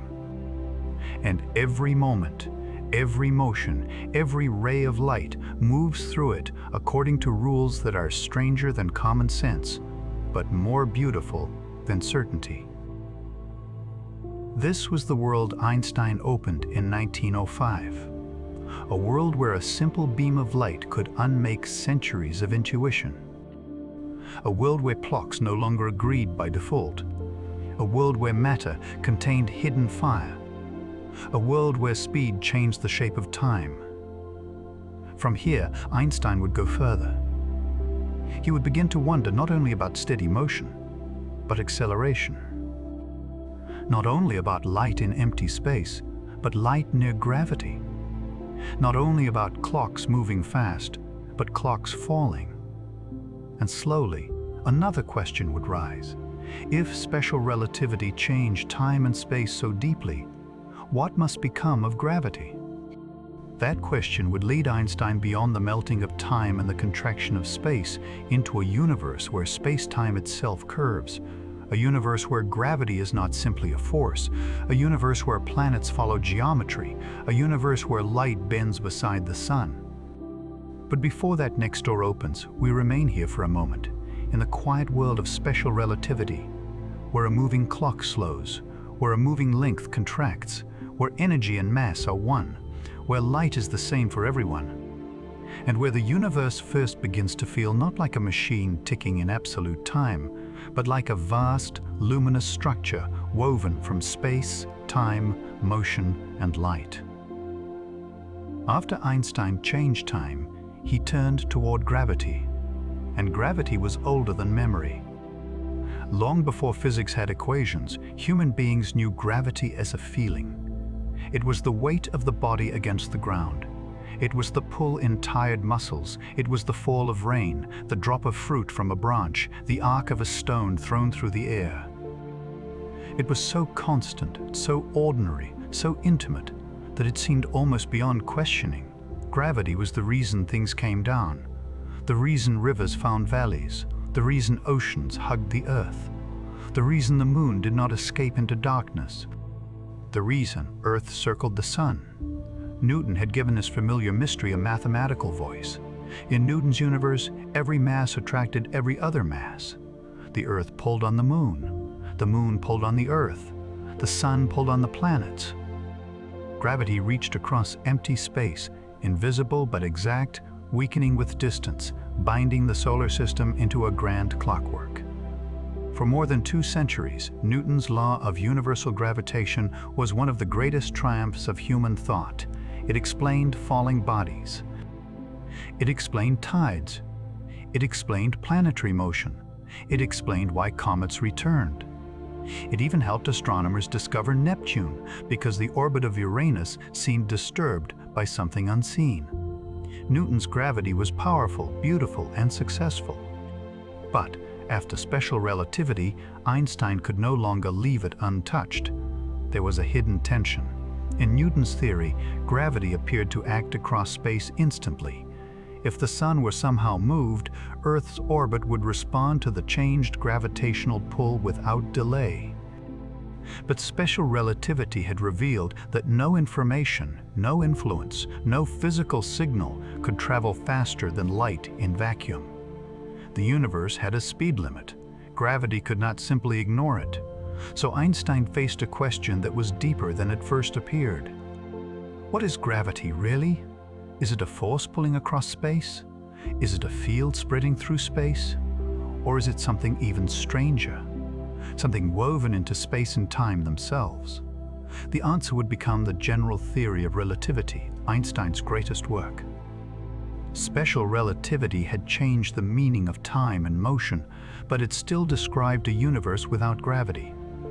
General relativity grew from the realization that gravity, acceleration, and the structure of space-time must be understood together. Einstein's first doorway into the new theory was not a telescope, not a laboratory, and not a complicated machine. It was another thought experiment, another quiet image, a person falling. Einstein later described the idea as the happiest thought of his life. Imagine someone falling freely from the roof of a house. During the fall, before reaching the ground, that person would feel weightless. If he released objects from his pockets, they would fall beside him. Relative to him, they would float. In his immediate surroundings, gravity would seem to vanish. This was not because Earth's gravity had disappeared, it was because everything was falling together. The person, the objects, the frame of reference itself. In that small, falling world, there would be no obvious downward pull, no scale pressing against the feet, no floor pushing upward, no sensation of weight. Einstein saw something profound in this. Gravity could be made to disappear locally by falling. At least in a small enough region, for a short enough time, a freely falling observer would experience physics as if gravity were absent. This idea became the equivalence principle in a sufficiently small, freely falling frame. The laws of physics looked like those of special relativity without gravity. Now imagine the opposite. Imagine a closed elevator in deep space, far from planets and stars. There is no gravity there. The elevator is floating in darkness. Inside it, a person floats weightlessly. Objects drift beside him. There is no up or down. But now imagine that the elevator begins to accelerate upward, pulled by a rocket or a cable. The floor rises toward the person's feet. Objects that were floating freely seem to fall toward the floor. The person feels weight. If the acceleration is equal to Earth's surface gravity, the experience inside the elevator can feel just like standing in a room on Earth.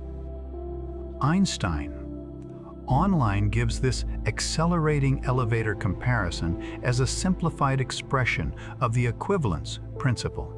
Inside the closed elevator, the observer cannot easily tell the difference.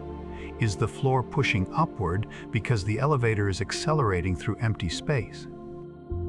Or is the floor pushing upward because the elevator is resting on the surface of a planet? Gravity and acceleration have become strangely interchangeable. This is the key. The feeling of gravity is not simply the feeling of being pulled downward. It is the feeling of being prevented from falling freely. When you stand on Earth, you may feel that gravity pulls you down. But in Einstein's view, something subtler is happening. Your body wants to follow a natural path through space-time, a path of free fall. The ground blocks that path. The floor pushes up. That upward push is what you feel as weight. A falling person feels weightless because nothing is stopping the fall. An astronaut in orbit feels weightless, not because Earth's gravity is gone, but because the astronaut, the spacecraft, and everything inside are falling together around Earth. At the altitude of the International Space Station, Earth's gravitational pull is still strong. The weightlessness is due to free fall around the planet, not an absence of gravity. This changes the emotional meaning of gravity. The ground beneath us, the most stable thing in ordinary life, is not simply holding us still. It is accelerating us away from our natural path.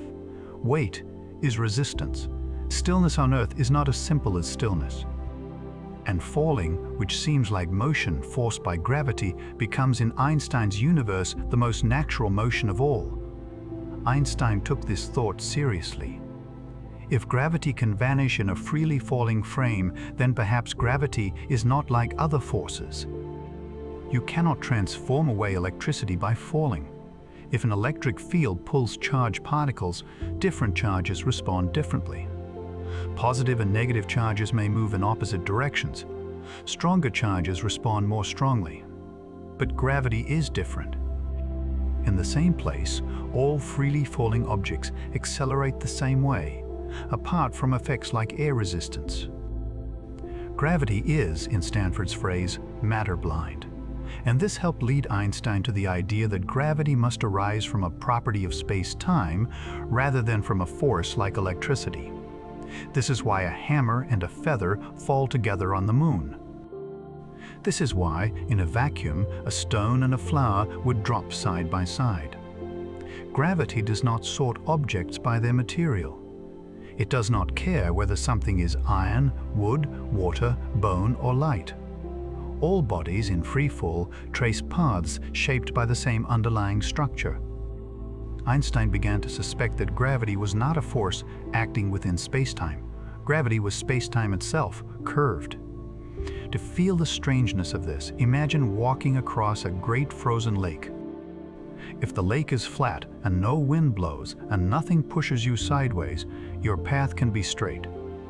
Now imagine walking across the surface of a huge sphere like Earth. Locally, the ground beneath your feet can feel flat. A small map of the city can be drawn on a flat sheet of paper and work very well, but over larger distances, the curvature appears. Lines that begin parallel may meet. Triangles can have angles adding to more than 180 degrees.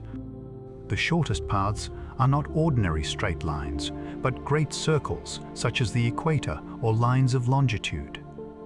Einstein online describes these straightest possible paths as geodesics.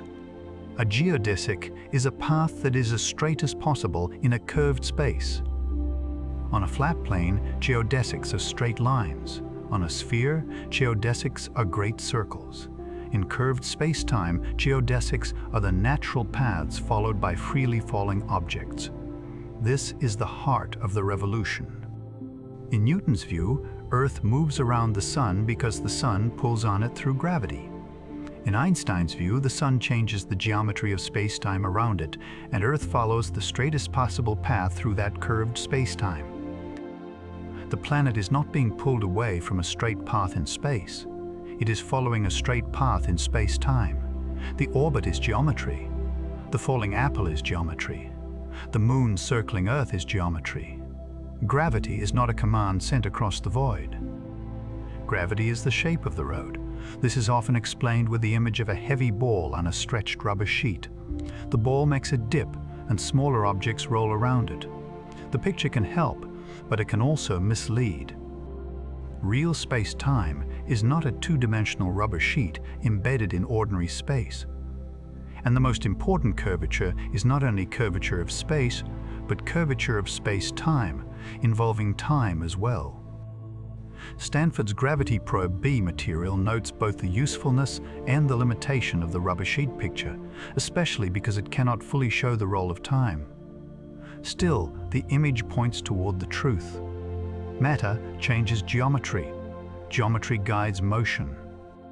John Archibald Wheeler would later summarize the idea in a famous phrase: "Matter tells space-time how to curve, and space-time tells matter how to move." Stanford's Gravity Probe B presentation uses that phrase to describe the core of general relativity. In Einstein's universe, gravity is no longer merely a force. It is a relationship, a dance. Matter and energy shape space-time.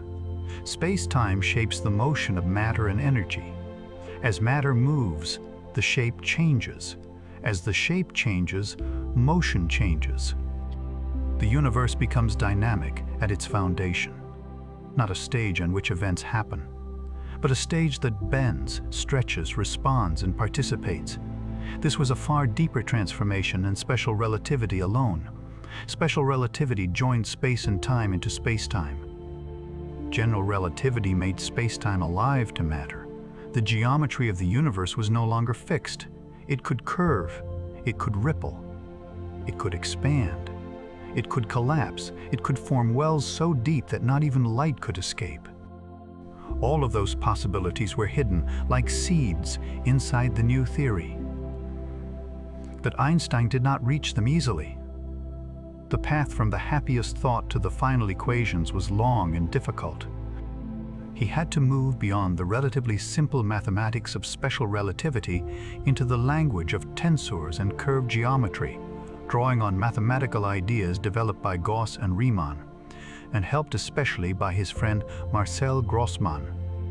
Stanford's Gravity Probe B history emphasizes that tensor mathematics became essential for deriving general relativity, and that Einstein reached his final breakthrough at the end of 1915. The mathematics had to do something extraordinary.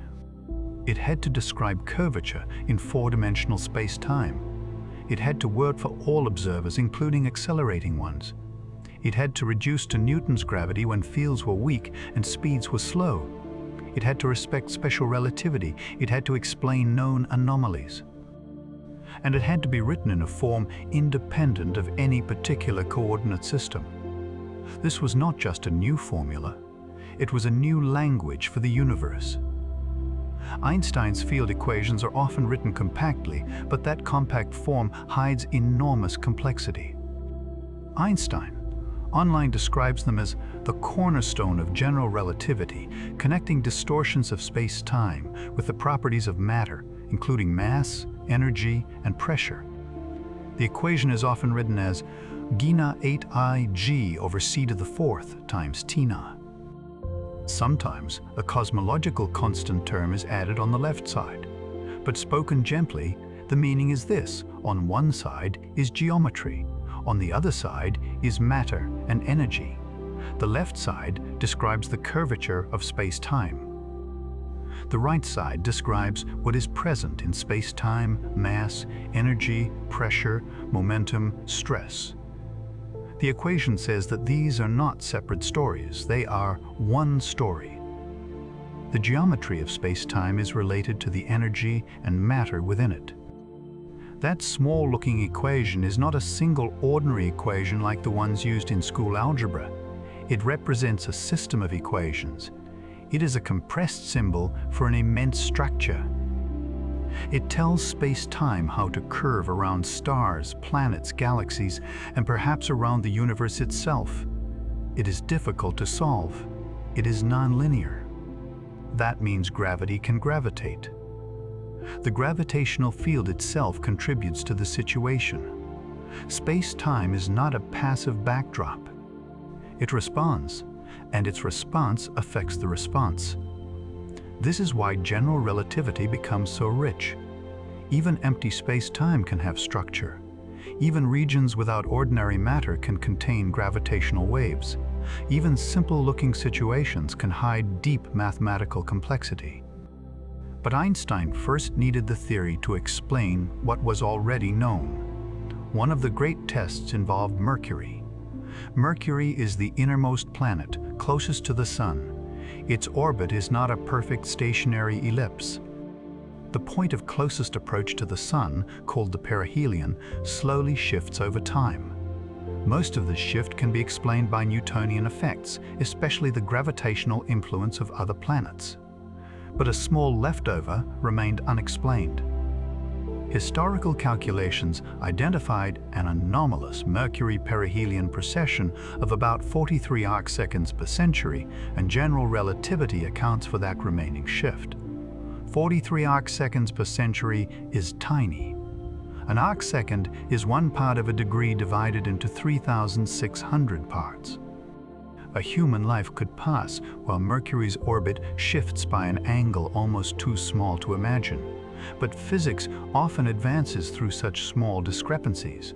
A tiny mismatch can be a doorway. For years, some had wondered whether an unseen planet, sometimes called Vulcan, might orbit near the Sun and disturb Mercury. But no such planet solved the problem. Einstein's theory did not require Vulcan. It explained the anomaly through the curvature of spacetime near the Sun. Imagine Einstein doing the calculation. Years of struggle, mathematical uncertainty, false starts, tension. And then Mercury's strange orbit emerges naturally from the new theory. The planet closest to the Sun had been carrying a message in its path. A message written in the slight turning of an ellipse, a whisper from curved spacetime. This must have been one of the great moments in the history of thought. A human mind, sitting with symbols, finds that a planet has been moving according to a deeper geometry all along. But Mercury was not enough. Einstein's theory also predicted that gravity affects light. This is where the universe becomes especially dreamlike. In Newtonian thinking, light had no ordinary mass. How could gravity bend it? But in general relativity, light follows the geometry of space-time. If space-time is curved near the Sun, then the path of light passing close to the Sun should curve as well. A star whose light passes near the Sun should appear slightly displaced from its true position. The effect is extremely small.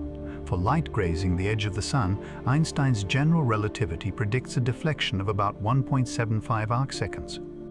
This correct 1915 prediction was twice the value associated with earlier incomplete calculations based on the equivalence principle alone.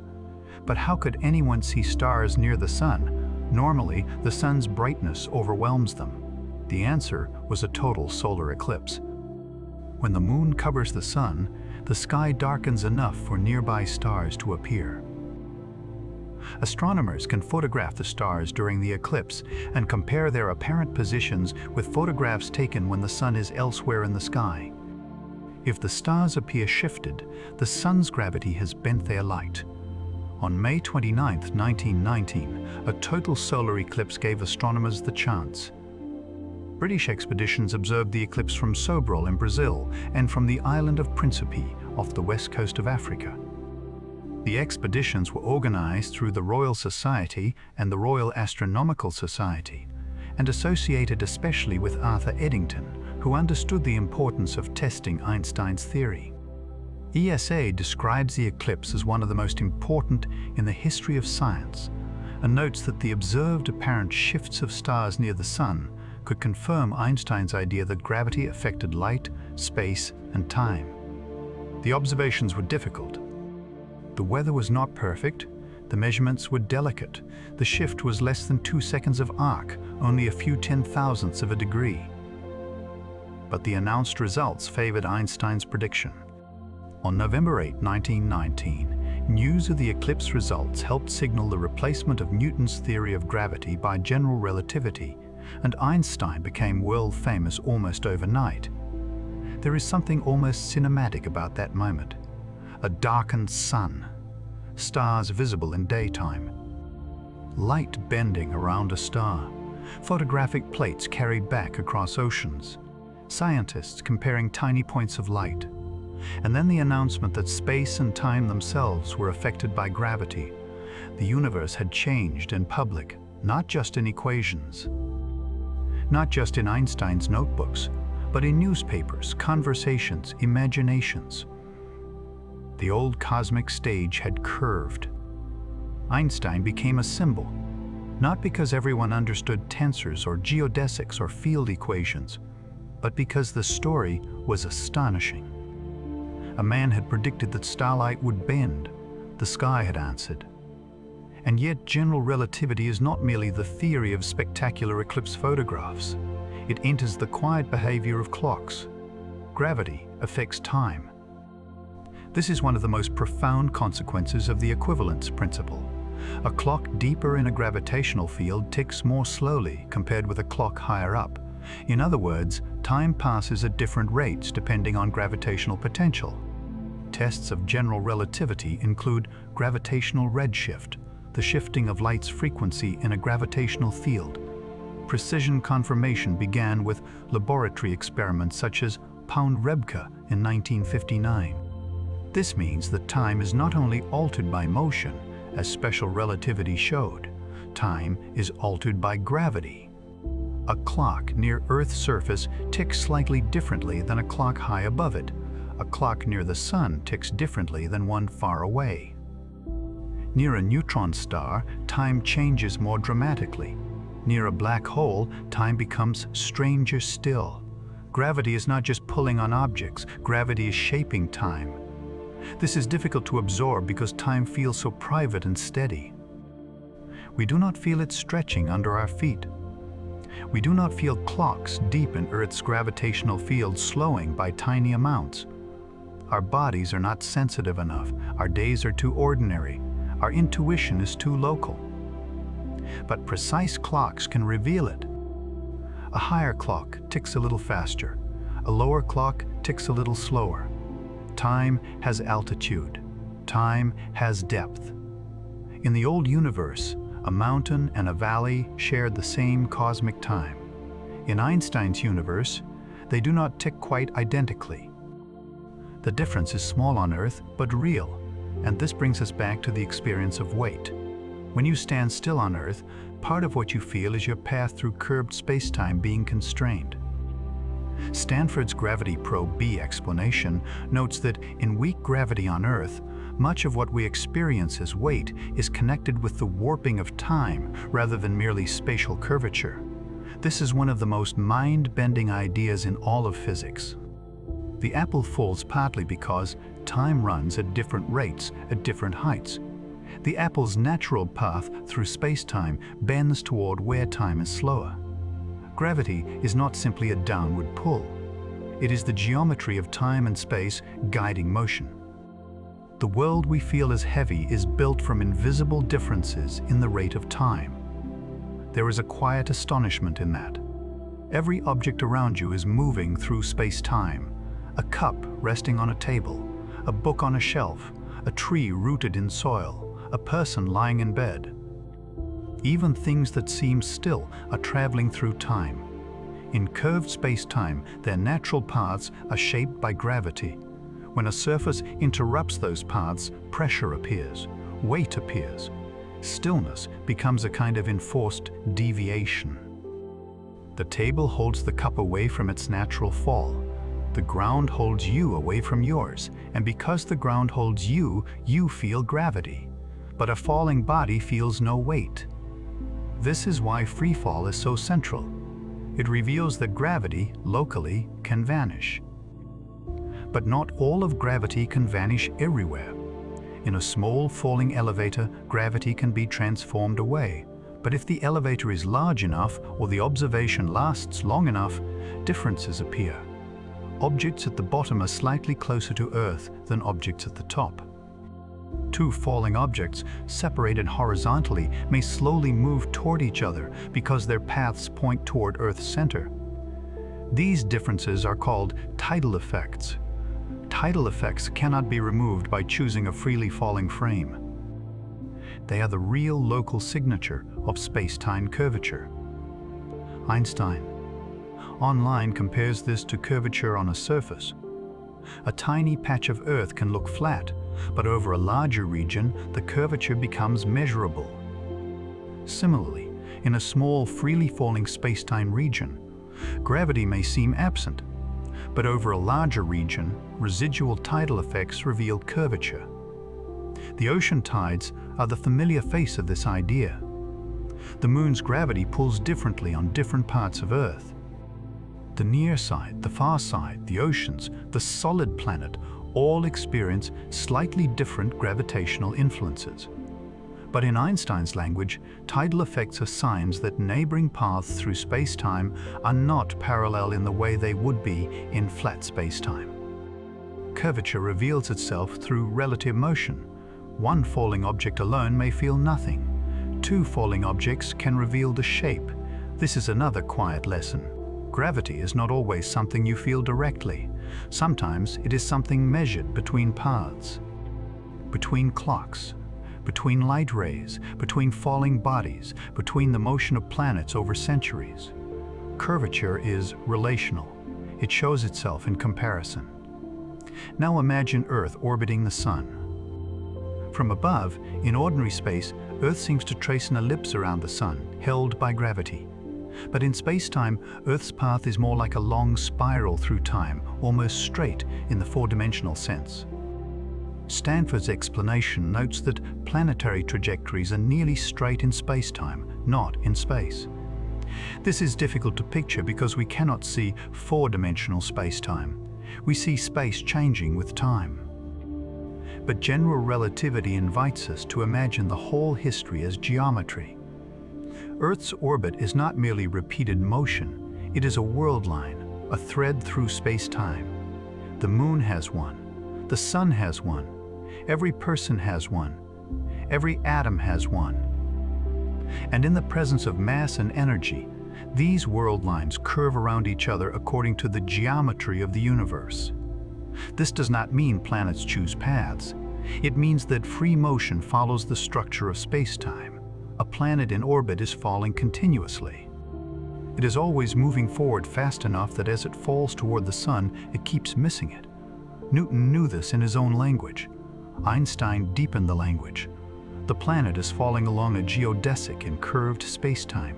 Gravity has become geometry. There is another way to feel the difference between Newton and Einstein. In Newton's universe, space and time are the arena. They do not care what happens inside them. The sun, earth, moon, and stars move through space and time, but space and time themselves remain untouched. In Einstein's universe, space and time respond. The sun does not merely sit in space, it shapes space-time around it. Earth does not merely move through a pre-existing arena. It follows the geometry created by the sun and everything else. The arena is part of the play. The stage bends under the actors, and the actors move according to the bending stage. This idea is so profound that it took years for even many physicists to fully absorb it. It is one thing to say gravity curves space-time. It is another to understand that space-time is not metaphorical here. It is the framework within which distances, durations, simultaneity, motion, and causality are measured. To curve space-time is to change the relationships between events, between here and there, between now and later, between one clock and another, between one path and another. Einstein's equation links that changing geometry to matter and energy. Mass matters, energy matters, pressure matters, momentum matters, stress matters. The contents of the universe help determine the shape of the universe. This is why general relativity would eventually become the foundation of modern cosmology. If space-time is dynamic, then the universe as a whole can have a history. It can expand, it can contract. It can begin in a hot, dense state. It can evolve. Einstein did not immediately embrace all these consequences, but the equations were more imaginative than even their creator. They contained black holes. They contained gravitational waves. They contained the expanding universe. They contained possibilities that seemed unreal at first, then became central to modern astronomy. But those belong more fully to the next part. Here, in the third movement of Einstein's universe, the focus is gravity itself, the transformation from force to geometry, the journey from falling bodies to curved space-time, the realization that weight is not as simple as pull, the realization that free fall is natural motion, the realization that light follows gravity because light follows space-time, and the realization that the universe can be understood not only as matter moving through space, but as geometry evolving with matter. Einstein's gravity is calm and strange at once. It says that if you drop a ball, the ball is not being pulled in the ordinary sense. It is following the straightest possible path through curved space-time. It says that if the moon orbits Earth, it is not being held by an invisible rope. It is falling along a geodesic. It says that if starlight bends near the sun, light is not disobeying its nature. It is doing what light always does, following the geometry available to it. It says that if a clock runs differently at different heights, time itself is part of the gravitational field. It says that gravity is not merely in space. Gravity is in space-time. This can make the world feel dreamlike. A stone in your hand has mass. That mass contributes, however faintly, to space-time curvature. Your body has mass and energy. You too participate in the shaping of space-time. The effect is unimaginably tiny for ordinary objects, but it is not zero in the conceptual structure of the theory. Every star, every planet, every atom, every beam of light belongs to the gravitational story. The universe is not a collection of things placed in emptiness.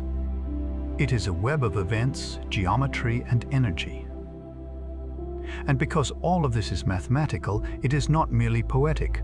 The poetry comes after the precision.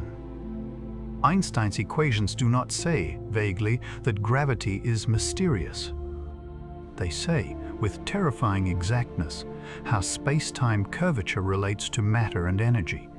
They allow calculations, they make predictions, they explain Mercury, they bend starlight, they shift clock rates, they predict waves in space-time.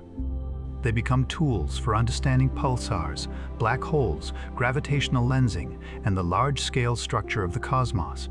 But at the center remains the falling observer, a person in freefall, weightless, silent, floating beside dropped objects. For a moment, gravity gone. This image is simple enough for the mind to hold at night. A small elevator falling through darkness. Inside it, a watch drifts beside a pencil. A body floats without weight. No floor presses upward. No object falls relative to another. In that little chamber, physics seems free of gravity. But outside, seen from a wider perspective, the elevator is following curved space-time.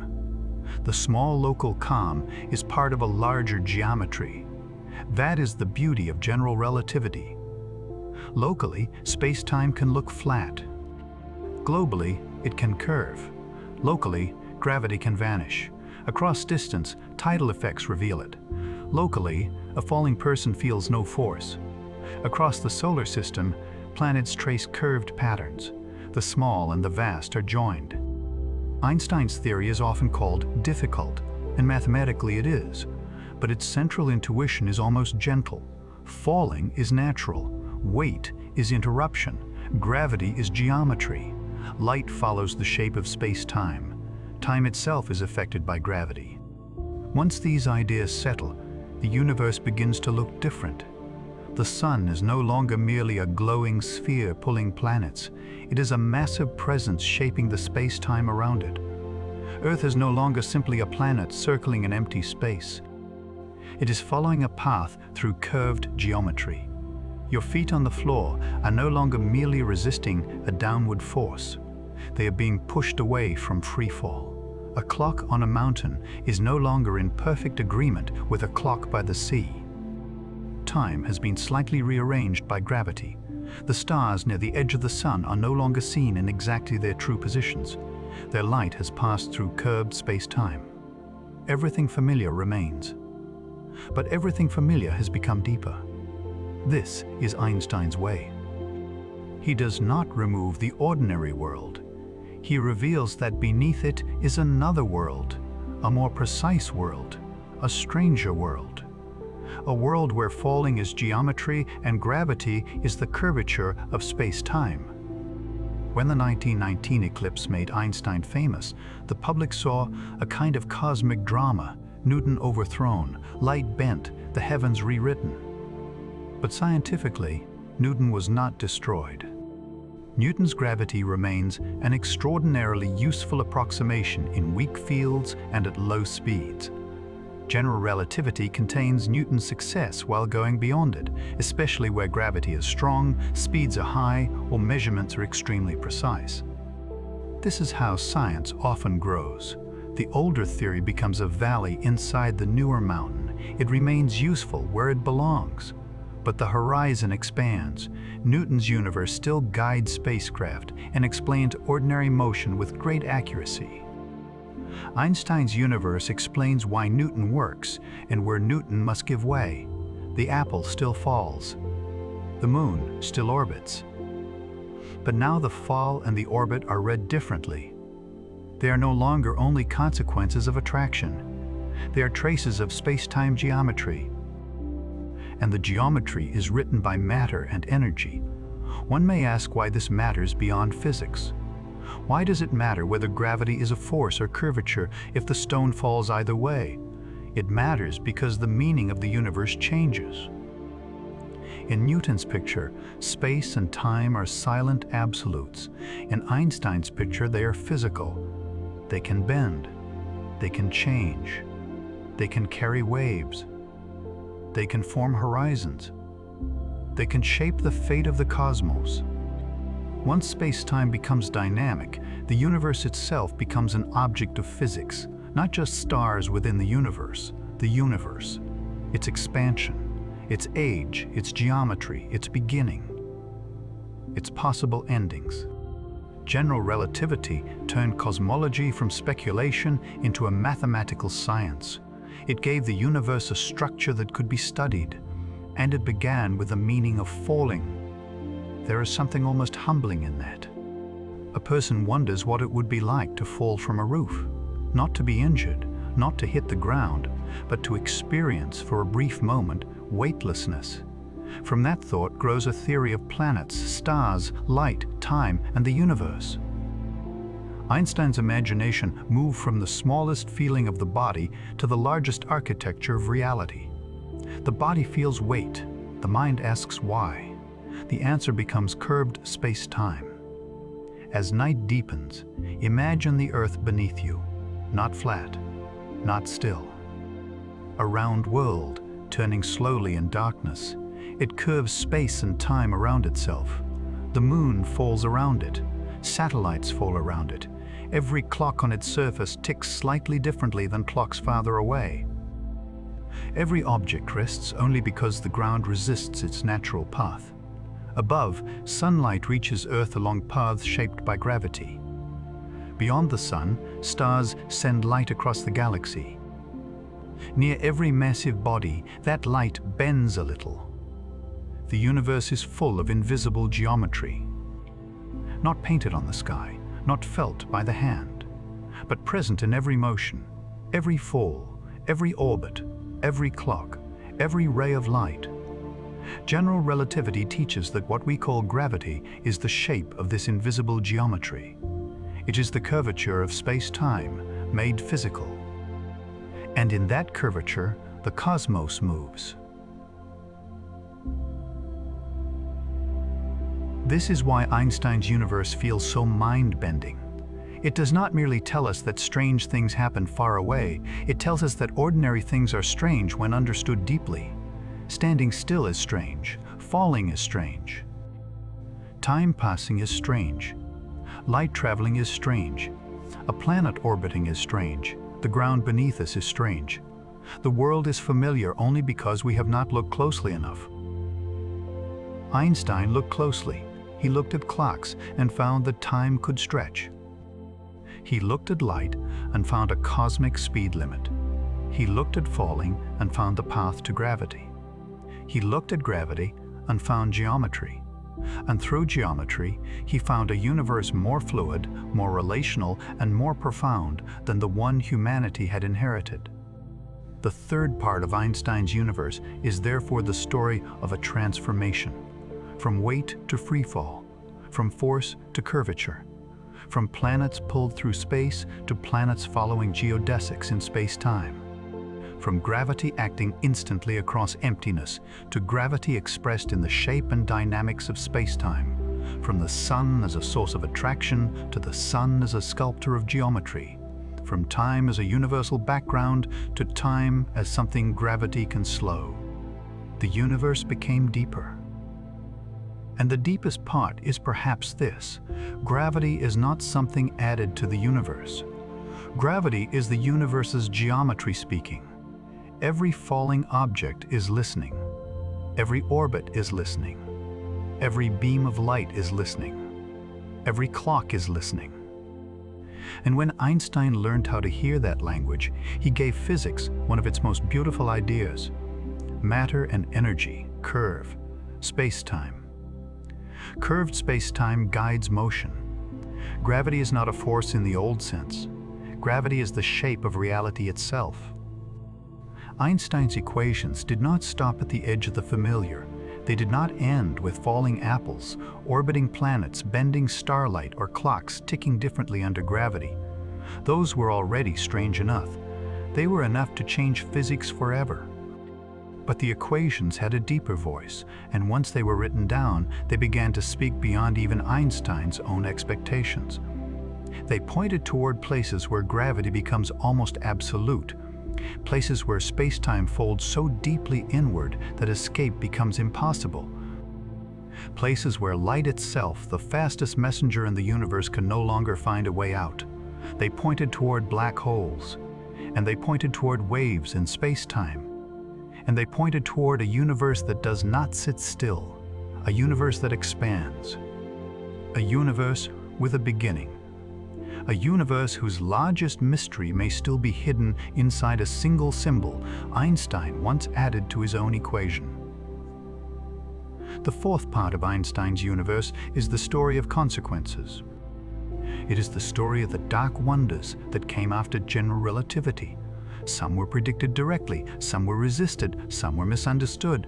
Some waited almost a century before technology became sensitive enough to hear them. But all of them grew, in one way or another, from the same idea. Gravity is not merely a force moving through space. Gravity is the shape and behavior of space-time itself. If space-time can curve gently around Earth, it can also curve violently around a collapsed star. If space-time can guide the moon in its orbit, it can also trap light behind an invisible boundary. If space-time can bend, it can ripple. If space-time is dynamic, the universe itself can evolve. Einstein had opened a door. Beyond it was a cosmos, far darker, stranger, and more alive than the one humanity had imagined. Begin with the black hole. The name is modern, but the mathematical seed appeared very soon after Einstein completed general relativity. In 1916, Karl Schwarzschild found an exact solution to Einstein's field equations for the gravitational field outside a spherical, non-rotating mass. Today, one form of that solution is known as the Schwarzschild black hole, a region where mass is concentrated so intensely that it creates what Einstein online describes as a gravitational prison. Matter and light can enter, but once inside, they cannot leave. At first, this sounded less like an object and more like a mathematical warning. A strange radius appeared in the solution. Today, we call it the Schwarzschild radius. If a mass is compressed inside this radius, an event horizon forms. The event horizon is not a solid surface like the ground beneath your feet. It is not a wall made of matter. It is a boundary in space-time. Outside it, escape is possible. Inside it, all future paths lead deeper inward. NASA describes a black hole's event horizon as the boundary inside which the escape velocity exceeds the speed of light. Whatever passes inside is trapped, even light. This is one of the most haunting ideas in physics. Not merely a dark object, not merely a very heavy star, but a region where the geometry of the future has changed. On Earth, you can choose directions: up, down, left, right, forward, backward. Near a black hole far outside the horizon, you still have choices. A rocket might escape if it is powerful enough. Light can still move outward if it has not crossed the boundary. But inside the event horizon, the meaning of outward changes. All possible futures point inward. The path toward the center is not simply a place, it becomes, in a sense, your future. You cannot avoid it, any more than you can avoid tomorrow. The black hole is therefore not just a thing in space. It is a deep rearrangement of space-time. The phrase, "nothing can escape," is often repeated so casually that its meaning can fade. It does not mean that the black hole is sucking everything in like a cosmic vacuum cleaner. Far away from a black hole, gravity can behave much like the gravity of any object with the same mass. If the Sun could somehow be replaced by a black hole of the same mass, Earth would not instantly plunge inward. It would continue orbiting the same total mass, though of course there would be no sunlight. The danger is not that black holes reach across all space with infinite appetite. The danger is crossing the horizon. The horizon is the point of no return, and yet, from the outside, a black hole may be almost invisible.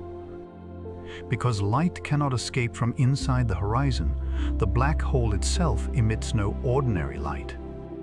What astronomers often detect is not the hole directly, but the universe reacting around it. Hot gas spiraling inward, stars orbiting something unseen, jets launched from the regions near supermassive black holes, gravitational waves from black holes colliding.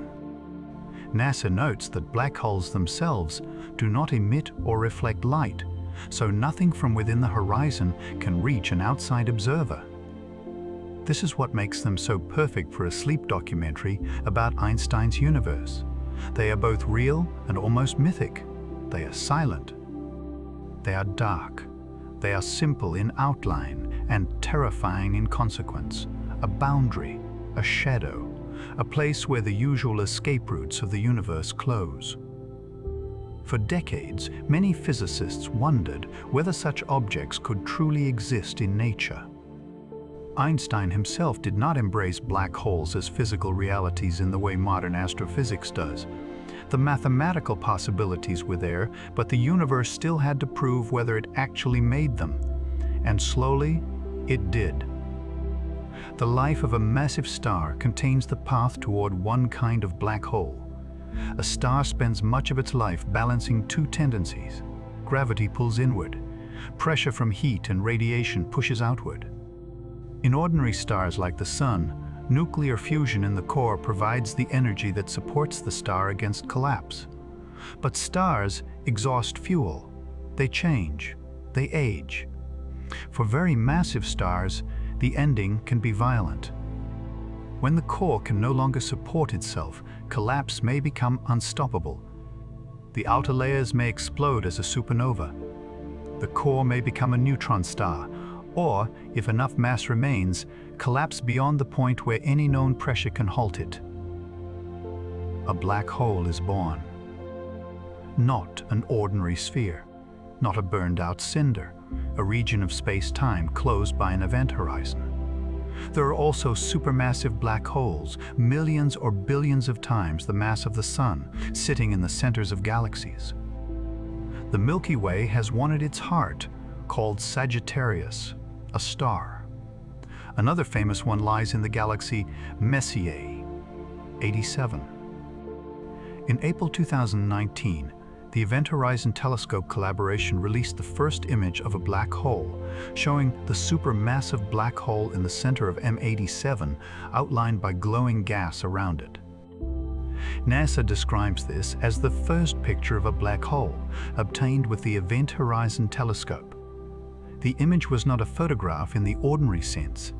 It was made from radio observations by a planet-sized network of telescopes working together. And what it showed was not the black hole's interior, because that cannot be seen. It showed a glowing ring of hot material around a dark central shadow. Light bent by gravity, matter heated by violence, a dark absence surrounded by fire. It was one of the most poetic confirmations of Einstein's universe ever produced. A century after general relativity, humanity had made an image of something once thought almost unseeable, a shadow drawn by curved space-time. But black holes are not only dark. They can be loud in the language of gravity. When two black holes orbit each other, they disturb space-time around them. If they are close enough, they spiral inward, faster and faster. The orbit tightens. Energy leaves the system, not as light, but as gravitational waves. The black holes approach, merge, and settle into a single larger black hole. The collision is completely dark if no matter is nearby. No flames, no ordinary explosion, no flash for a telescope, but space-time itself rings. Einstein's theory predicted gravitational waves, ripples in space-time, caused by accelerating massive objects, such as orbiting neutron stars or black holes. LIGO explains that Einstein predicted gravitational waves in 1916, and that massive accelerating systems can send waves of undulating space-time outward in all directions. This idea is delicate. A gravitational wave is not a wave moving through space, the way sound moves through air or water waves move across the sea. It is a wave of space and time. As it passes, distances stretch and squeeze by unbelievably small amounts. Imagine a ring of floating particles in space. A gravitational wave passes through. For a moment, the ring stretches one way and compresses the other. Then it reverses. The particles are not pushed through space like leaves in a wind. Rather, the geometry between them changes. Space-time breathes. But the effect is tiny. So tiny that Einstein himself doubted whether such waves would ever be detected. For almost 100 years, gravitational waves remained one of the great promises of general relativity, elegant, expected, indirectly supported, but almost impossibly difficult to measure directly. Then, on September 14, 2015, LIGO detected gravitational waves from the merger of two black holes. The detection was announced in February 2016. LIGO described it as the first observation of ripples in space-time arriving at Earth from a distant cosmic event, confirming a major prediction of Einstein's general theory of relativity and opening a new window onto the cosmos. The signal had traveled for about 1.3 billion years before reaching Earth. It came from two black holes, each roughly 30 times the mass of the Sun, spiraling together and becoming one. LIGO's public material describes the signal as coming from two merging black holes, lying about 1.3 billion light-years away. For a tiny fraction of a second, the merger radiated an enormous amount of energy in gravitational waves. Not light, not heat, not sound. Geometry. The event was named GW1 FIFO 914. Its signal was brief, a chirp, a rising tone, low, then higher, then gone. In that chirp was the motion of black holes. In that chirp was the curvature of space-time. In that chirp was the voice of Einstein's equations, arriving after more than 1 billion years of travel. To detect it, LIGO used two enormous instruments in the United States, one in Louisiana and one in Washington state. Each instrument used laser beams, traveling along long perpendicular arms, measuring tiny changes in length caused by passing gravitational waves. The changes were smaller than anything ordinary language is comfortable describing. And yet, they were measured. The universe had spoken in gravity, and we had built ears sensitive enough to hear. This changed astronomy. For most of human history, astronomy meant light. Visible light first, then radio waves, infrared, ultraviolet, X-rays, gamma rays. All of them forms of electromagnetic radiation. They showed us stars, galaxies, nebulae, supernovae, planets, and the afterglow of the early universe. But gravitational waves are different. They are not light from the universe. They are vibrations of space-time.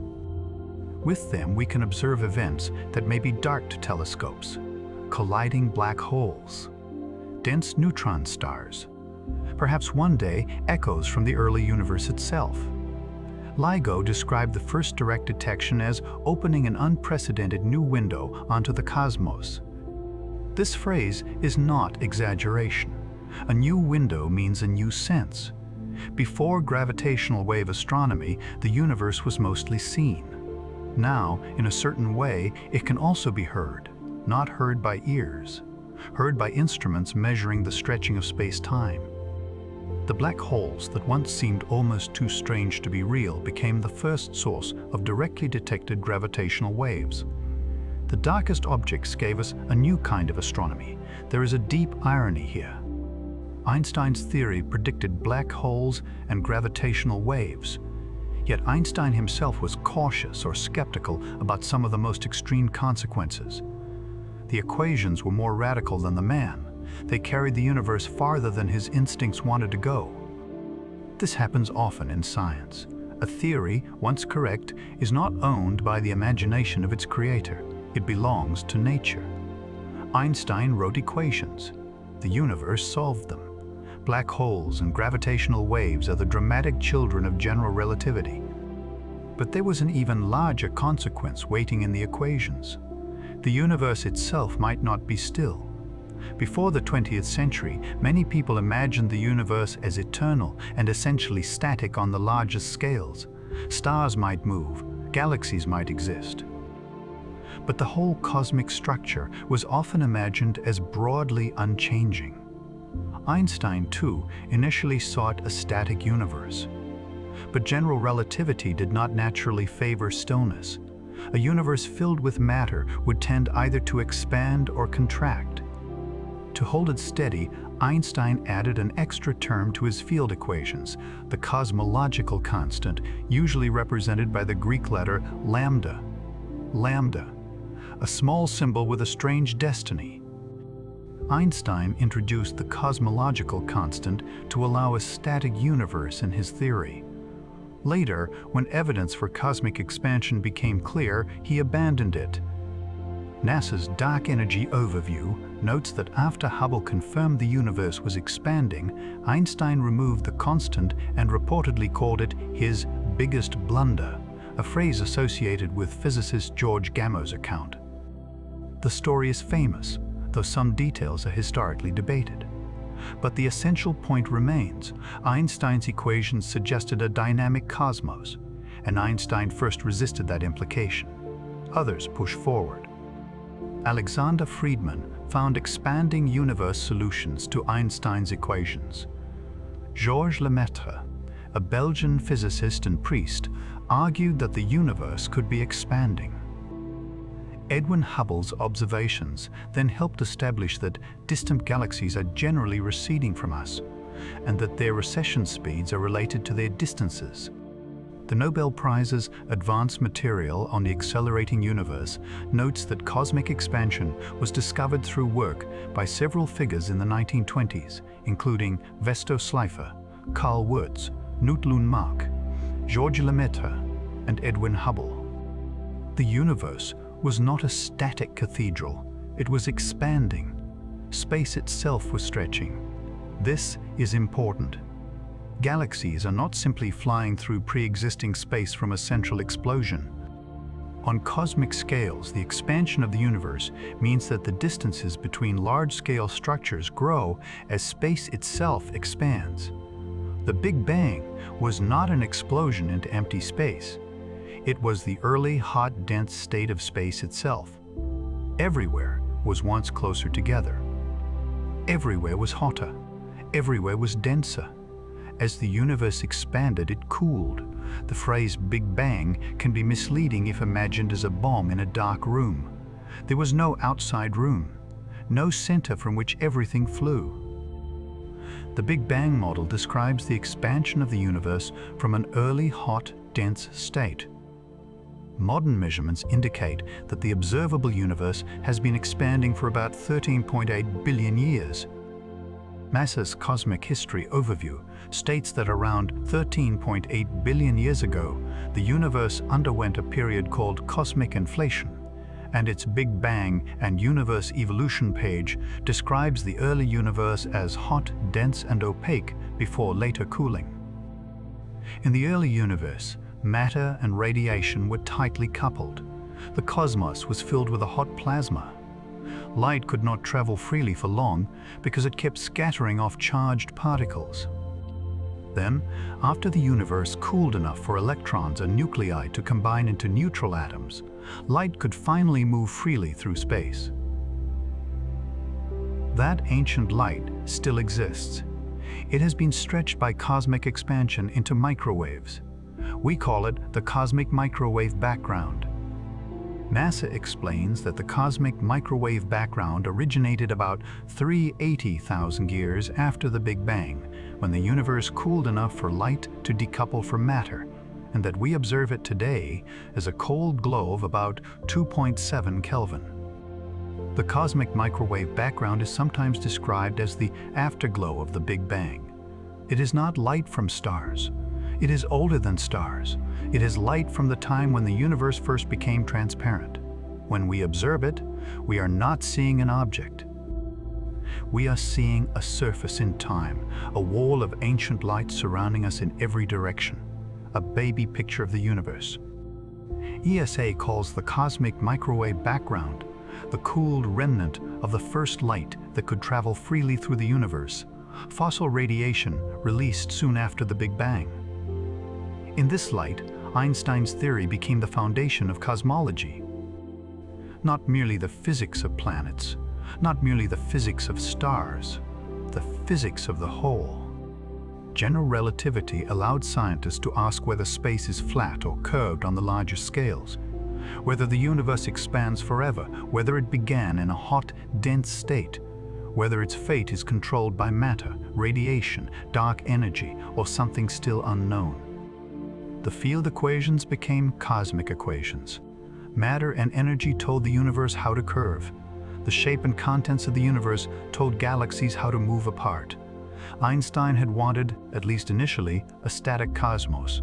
His theory gave us an evolving one. And then, late in the 20th century, the story became stranger again. For much of the century after cosmic expansion was established, many scientists expected gravity to slow the expansion over time. The galaxies were moving apart, but all the matter in the universe should attract all the other matter. Perhaps expansion would slow forever. Perhaps it would eventually stop and reverse. Perhaps the universe would collapse back inward. Then, astronomers measured distant supernovae. These stellar explosions, especially type Ia supernovae, can serve as powerful distance indicators. By comparing how bright they appear with how bright they are expected to be, astronomers can estimate cosmic distances and trace the history of expansion.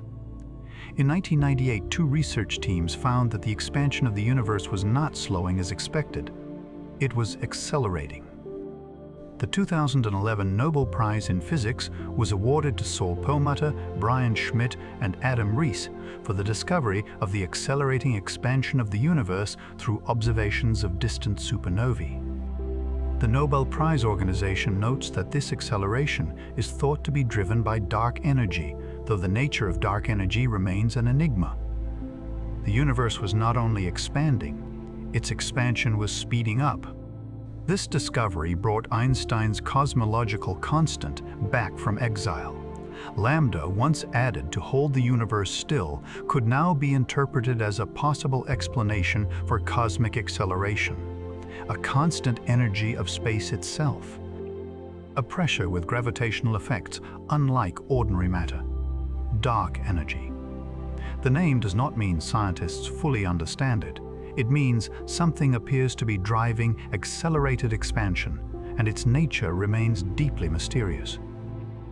NASA describes dark energy as the label for whatever is causing the universe's expansion to accelerate, and notes that one possible explanation is Einstein's cosmological constant.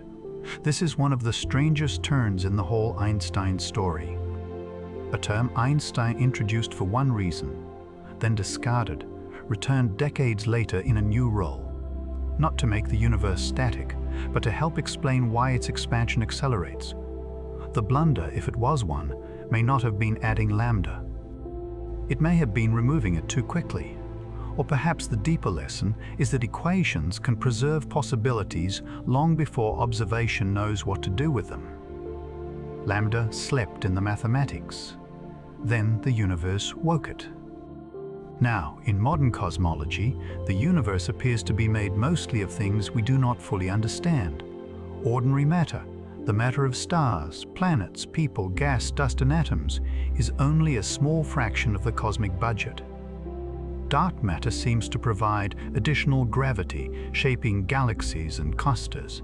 Dark energy appears to dominate the large-scale expansion. Einstein's theory still provides the geometric framework, but the contents of the universe remain mysterious. The Nobel Prize organization described dark energy as constituting about 3/4 of the universe, while also emphasizing that its nature is an enigma. This means the fourth part of Einstein's universe does not end in certainty. It opens into darkness. Black holes are dark because light cannot escape. Dark matter is dark because it does not shine like ordinary matter. Dark energy is dark because we do not know what it is.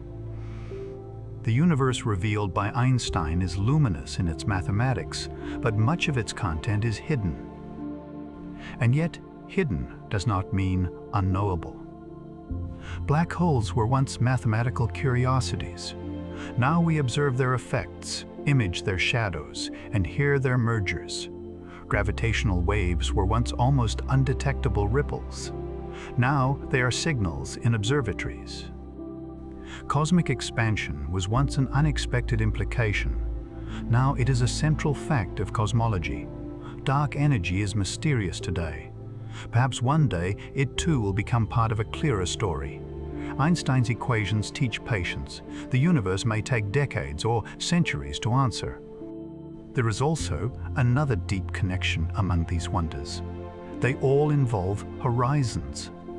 A black hole has an event horizon, a boundary beyond which signals cannot return. The observable universe has a cosmic horizon, because light has had only a finite time to travel since the early universe. The accelerating universe may create a future horizon, beyond which distant galaxies become forever unreachable as expansion carries them away too quickly for their light to ever reach us. The universe is not only made of things, it is made of limits. Limits to escape. Limits to observation. Limits to communication. Limits set by light, gravity, and expansion. This gives the cosmos a strange quietness. There are places from which no message returns. There are regions whose light has not yet arrived. There are galaxies we may see now, but that future observers may never reach or even detect if expansion continues to accelerate long enough. Einstein's universe is vast, but it is not completely open. It has boundaries written not as walls, but as causal structure. The speed of light, first encountered in special relativity, returns again and again. Light cannot escape a black hole. Light carries the cosmic microwave background from the early universe. Light from distant galaxies is stretched by cosmic expansion. Gravitational waves travel at the speed of light, carrying news of merging black holes across the universe. Everything returns to C. The same speed that made time relative also defines cosmic horizons. The same speed that cannot be exceeded by matter also marks the boundary of black holes. The same speed that carries starlight carries the past into our eyes.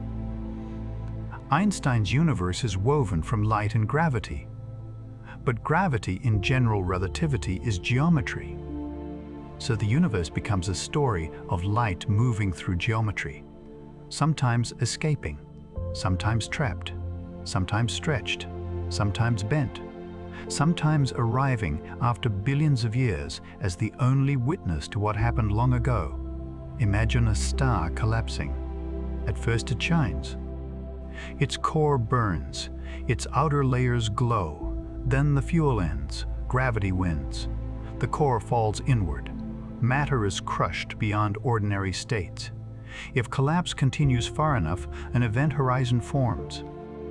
From the outside, light from the collapsing surface becomes more and more redshifted, dimmer and slower, fading toward darkness. The star seems to disappear. But it has not simply gone out. It has changed the structure of space-time. A black hole remains. Now imagine two such black holes orbiting one another in the dark. No surface, no flame, just geometry in motion. They spiral inward. The orbit quickens. Space-time ripples outward. The waves travel for more than 1 billion years. They pass through galaxies, through dust, through emptiness, through the Milky Way, through Earth. And for a moment, in laser tunnels built by human beings, the length of space changes by less than the width of a proton. A signal appears, a chirp. The universe has remembered. Now imagine the universe itself, not as a static dome of stars, but as expanding space. Galaxies drift apart because the scale of space grows. The light between them stretches. Blue becomes red.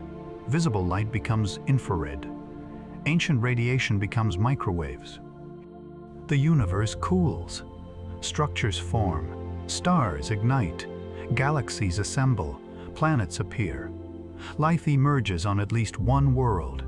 And minds on that world write equations that describe the expansion of the whole. This is the grandeur of Einstein's legacy. His theory connects the fall of an apple to the fate of the universe. It connects the orbit of Mercury to black holes. It connects a beam of starlight bending near the sun to gravitational waves from colliding horizons. It connects clocks and geometry to the origin and evolution of cosmic time. But the theory also leaves questions open. At the center of a classical black hole, general relativity points toward a singularity, a place where the theory's quantities may become infinite and the known laws break down. Most physicists do not treat this as the final word of nature. Instead, it is often seen as a signal that general relativity is incomplete when quantum effects become essential. This brings us close to the unfinished dream of Part 5. Because Einstein's universe, for all its triumphs, does not yet fully include quantum mechanics. Black holes sit at that boundary. They are made by gravity, but their deepest secrets seem to require quantum physics. What happens to information that falls into a black hole? What is the true nature of the singularity? Does space-time remain smooth at the smallest scales? Can gravity be unified with the quantum world? Einstein did not solve these questions. No one has fully solved them yet. But black holes make them unavoidable. They are not only cosmic monsters, they are laboratories of the unknown. They tell us that our best theory of gravity and our best theory of matter still do not fit perfectly together. In this way, black holes are both an answer and a question. They confirm general relativity spectacularly, and they expose its limits. The same is true, in another way, of dark energy. General relativity provides the framework in which cosmic acceleration can be described. The cosmological constant can fit the observations. But why the value is what it is, whether dark energy is truly constant, whether it is vacuum energy or something more dynamic, remains unknown. The universe expands. The expansion accelerates. The mathematics can describe it. The meaning is still obscure. Einstein's equations have carried us far, but the darkness at the edge of knowledge remains. This is why Part 4 must feel both grand and quiet. Black holes are dramatic, but they are silent. Gravitational waves are violent in origin, but gentle by the time they reach us. The Big Bang was hot and dense, but its afterglow is now a cold microwave whisper. Dark energy may dominate the universe, yet it does not announce itself directly. The greatest powers in the cosmos often arrive softly. A shadow, a chirp, a redshift, a faint glow. A slow acceleration measured across billions of light years. Science listens to these quiet things, and from them it builds a picture of reality. Einstein's universe is not only mind-blowing because it contains extreme objects. It is mind-blowing because the extreme and the subtle are connected. A tiny shift in Mercury's orbit, a faint displacement of starlight during an eclipse, a fractional stretching in LIGO's arms, a cold background radiation almost uniform across the sky, a dimming of distant supernovae. Small measurements, enormous conclusions. The universe does not always reveal itself through spectacle. Sometimes it reveals itself through precision. A black hole may be vast, but to find it, we may need to measure the orbit of a star. A gravitational wave may come from a cosmic collision, but to detect it, we measure a change smaller than an atomic nucleus. The universe may be expanding across all space, but we learn it through shifts in light and distances to galaxies. Einstein's equations gave physicists a map. Observation gave the map a world, and the world was stranger than anyone expected. Think of the Event Horizon Telescope image again, a ring of light, a dark center. The black hole in M87 is enormously massive, billions of times the mass of the Sun. Yet the image is also delicate.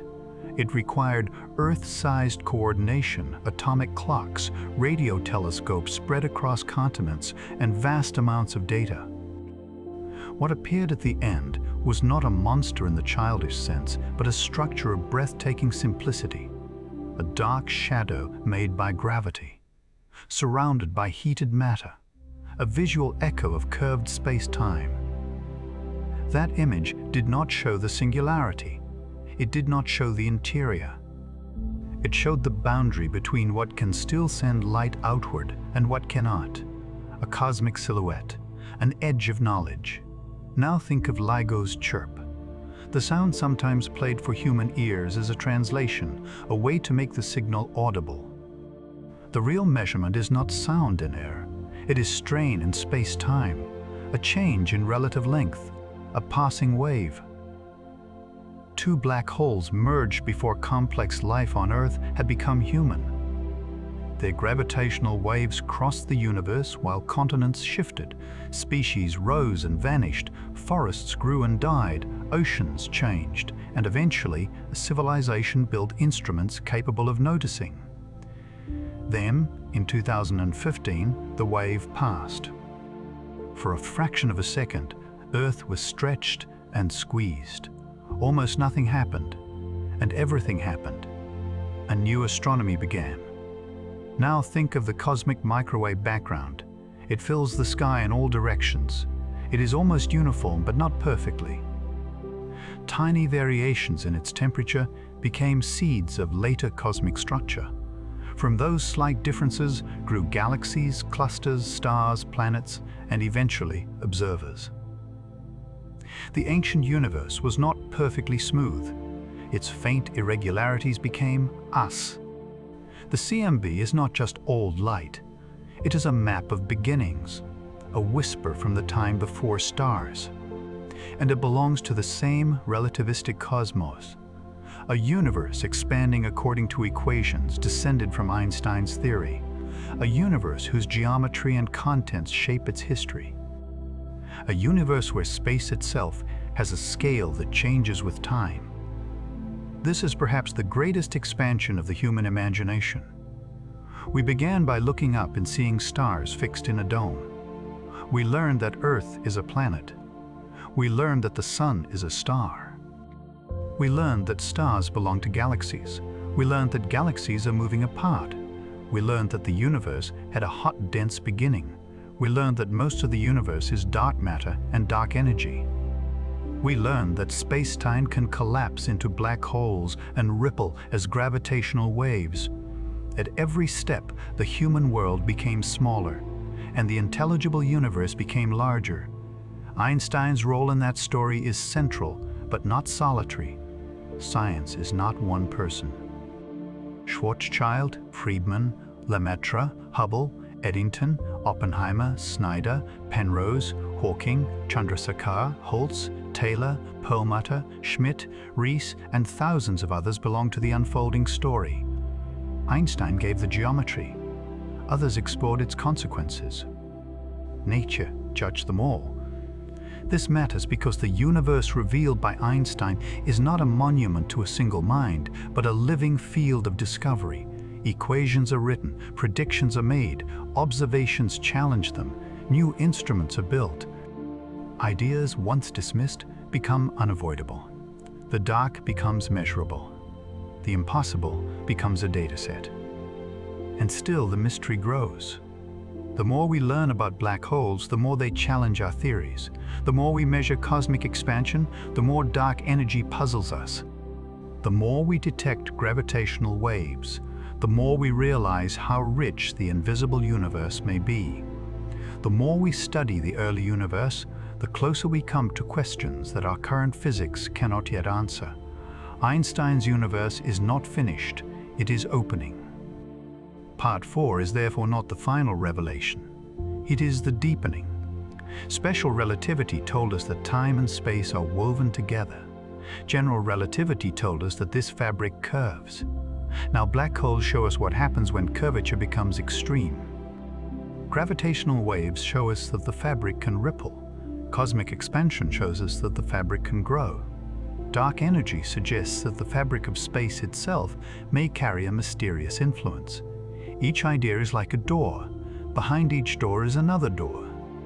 This is the mind-blowingness of Einstein's universe. Not only that strange things exist, but that they are connected by a single conceptual thread.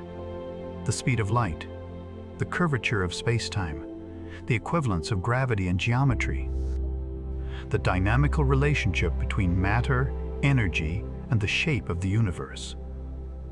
Black holes, gravitational waves, cosmic expansion, and dark energy are not separate wonders placed randomly across astronomy. They are consequences of a deeper grammar. A grammar Einstein helped uncover.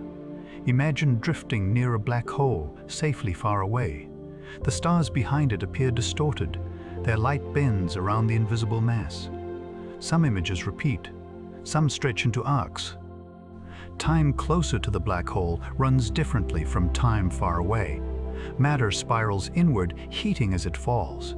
At the center of the view is darkness, not emptiness, a horizon. Now imagine moving far outside the galaxy, away from every star. Galaxies become points.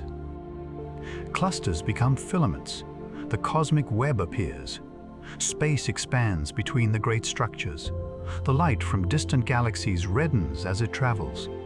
Farther still, beyond stars and galaxies, the cosmic microwave background glows faintly in every direction.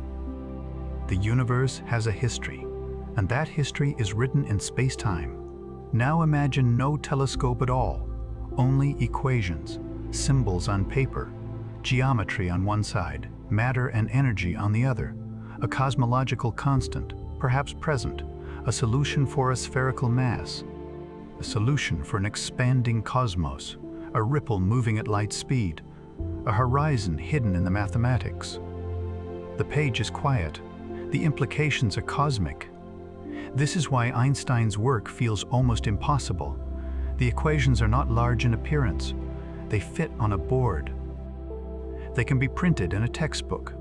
But when unfolded, they contain planets, stars, black holes, waves, expansion, horizons, and the possible fate of everything. Mathematics becomes a telescope deeper than sight. And yet, the universe always has the final word. Equations suggested black holes. Observation found them. Equations allowed gravitational waves. LIGO heard them. Equations permitted expansion. Astronomy measured it. Equations included lambda. Cosmic acceleration gave it new life. The dark wonders of Einstein's cosmos are not fantasies. They are the meeting place of imagination, mathematics, and evidence. As this part comes to rest, hold the image of a dark universe that is not empty. It is filled with geometry, with waves too faint for the body to feel, with horizons no light can cross outward, with galaxies carried by expanding space, with ancient radiation cooled almost to absolute stillness, with unseen energy shaping the future. A universe where the most violent collisions may arrive as the softest signals. A universe where darkness can reveal law. A universe where even nothing, even empty space, may have structure and consequence. Einstein did not see all of this. He did not live to see the first black hole image. He did not live to hear LIGO's chirp. He did not know the full evidence for the cosmic microwave background. He did not see the discovery of accelerated expansion. But the road to these wonders passes through his universe, through curved space-time, through the field equations, through the refusal to treat gravity as an ordinary force, through the idea that space and time are physical, dynamic, and responsive. The black hole is curved space-time at its most extreme. The gravitational wave is curved space-time in motion. The expanding universe is space-time on the largest scale. Dark energy may be space-time carrying a hidden pressure of its own. And so, from the falling elevator and the bending of starlight, we arrive at the dark architecture of the cosmos, at horizons, at ripples, at ancient light, at accelerating expansion, at mysteries still beyond us. Einstein's universe is not only bright with stars, it is dark with meaning. And in that darkness, the equations continue to glow. At the end of Einstein's universe, there is not an ending. There is an unfinished question, a quiet room, a blackboard, a man growing older, still searching. Outside, the 20th century is changing. Cities glow with electricity. Radios carry voices through the air. Telescopes grow larger. Atoms reveal their hidden structures.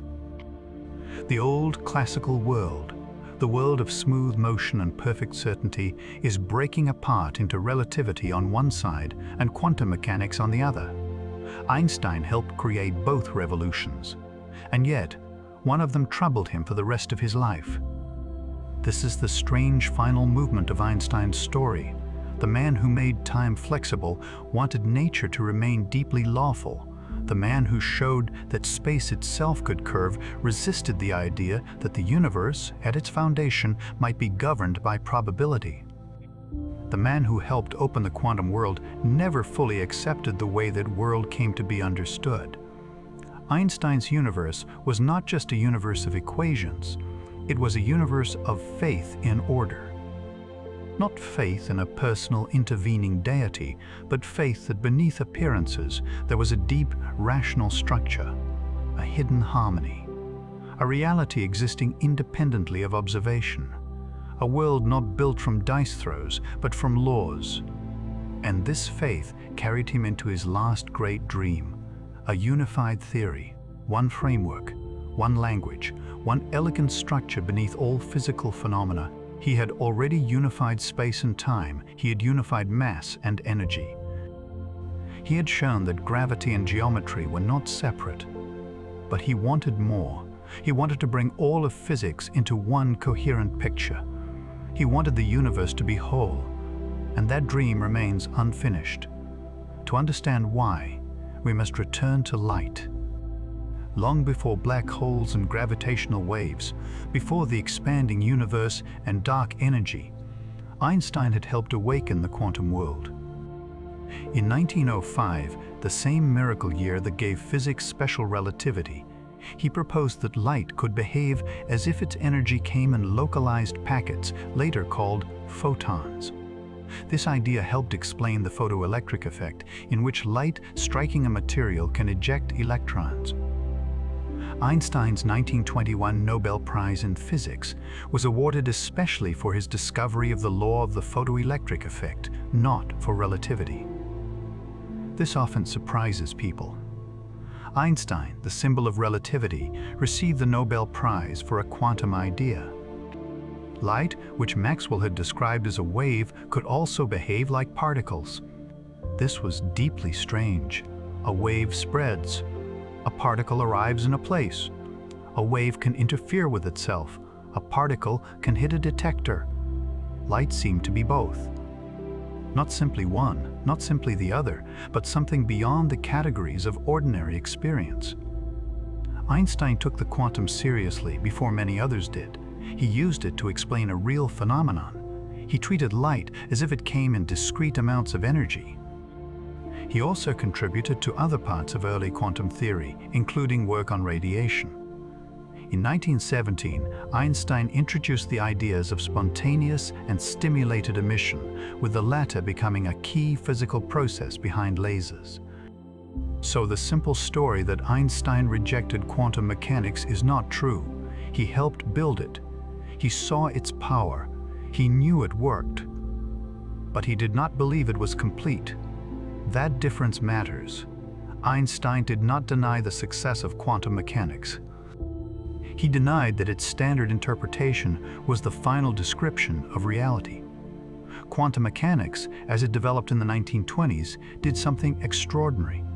It described atoms, light, spectra, chemical bonds, and the behavior of matter at small scales with astonishing accuracy. It explained why atoms were stable. It explained why elements emitted and absorbed particular colors of light. It explained the hidden architecture of the microscopic world. But it came with a price. It did not usually tell you exactly what would happen in a single measurement. It gave probabilities. It told you the likelihood of different outcomes. An electron was not described as a tiny planet following a definite orbit around a nucleus. Instead, it was described by a wave function, a mathematical object used to calculate probabilities.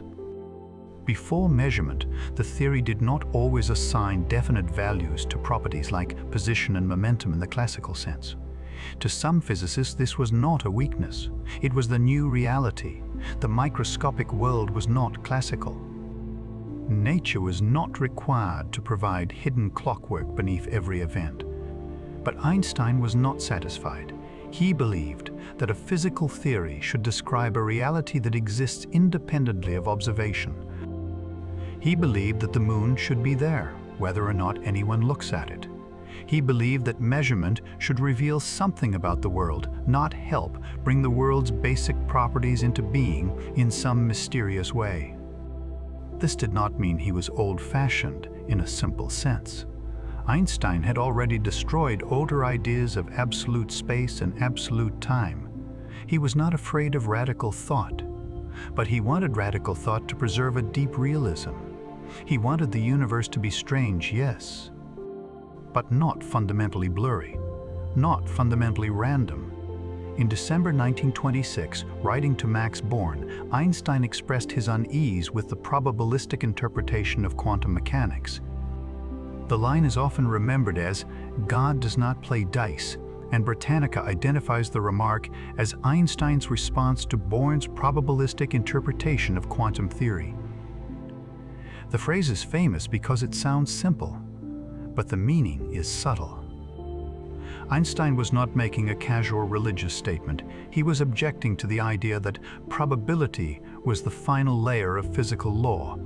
He suspected that quantum mechanics, successful as it was, might be incomplete.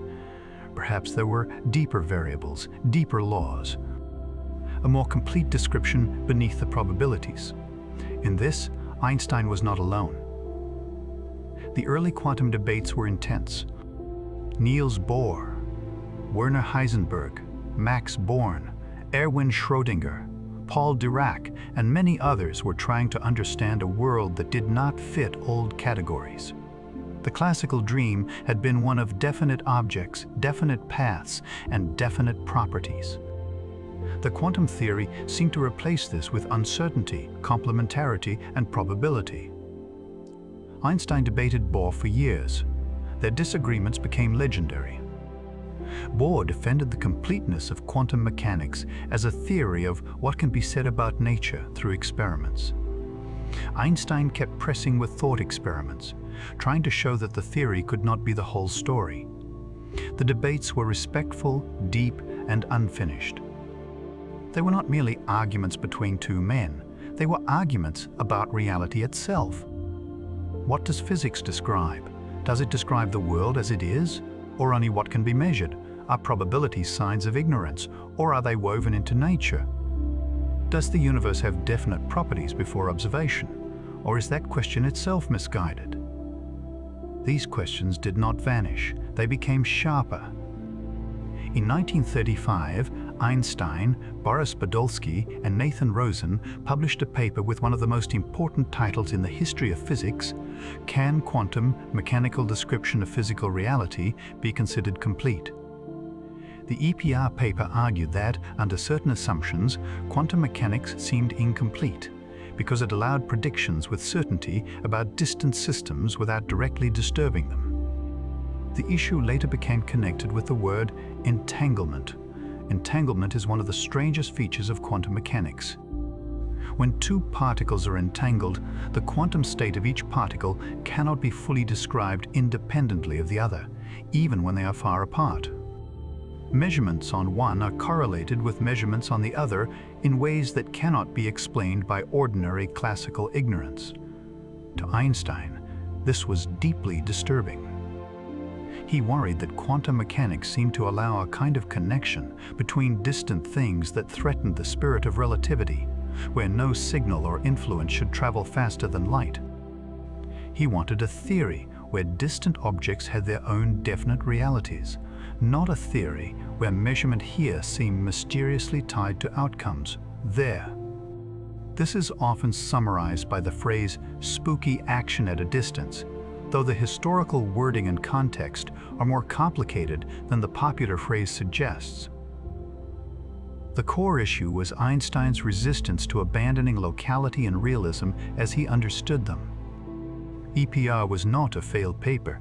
It was one of the most fertile objections in science. Einstein tried to show that quantum mechanics was incomplete. Instead, the argument opened a path toward one of the most profound discoveries of modern physics. In 1964, John Bell showed that the question could be tested. Bell's theorem demonstrated that a broad class of local hidden variable theories would make predictions different from those of quantum mechanics. Bell's original paper on the Einstein-Podolsky-Rosen paradox turned a philosophical dispute into a mathematical and experimental question. This was extraordinary. For decades, people could argue about what quantum mechanics meant. But Bell showed that certain versions of Einstein's hope could be brought into the laboratory. The universe could be asked. Experiments followed. They tested correlations between entangled particles. Again and again, the results supported quantum mechanics and violated Bell inequalities under increasingly refined experimental conditions. In 2022, the Nobel Prize in Physics was awarded to Alain Aspect, John Clauser, and Anton Zeilinger for experiments with entangled photons, establishing violations of Bell inequalities and pioneering quantum information science. This does not mean the story is simple.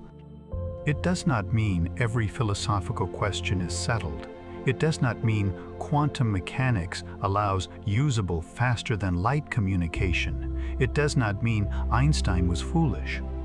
A better way to say it is this: Einstein saw a deep problem more clearly than almost anyone. He believed the problem showed quantum mechanics was incomplete. Later developments showed that the problem was real, but the universe did not answer it in the way Einstein hoped. Entanglement is real. Quantum correlations are real. The world is not classical underneath in the simple local way Einstein wanted, and yet, Einstein's challenge helped create the modern field of quantum foundations. His resistance became productive. His doubt became a compass.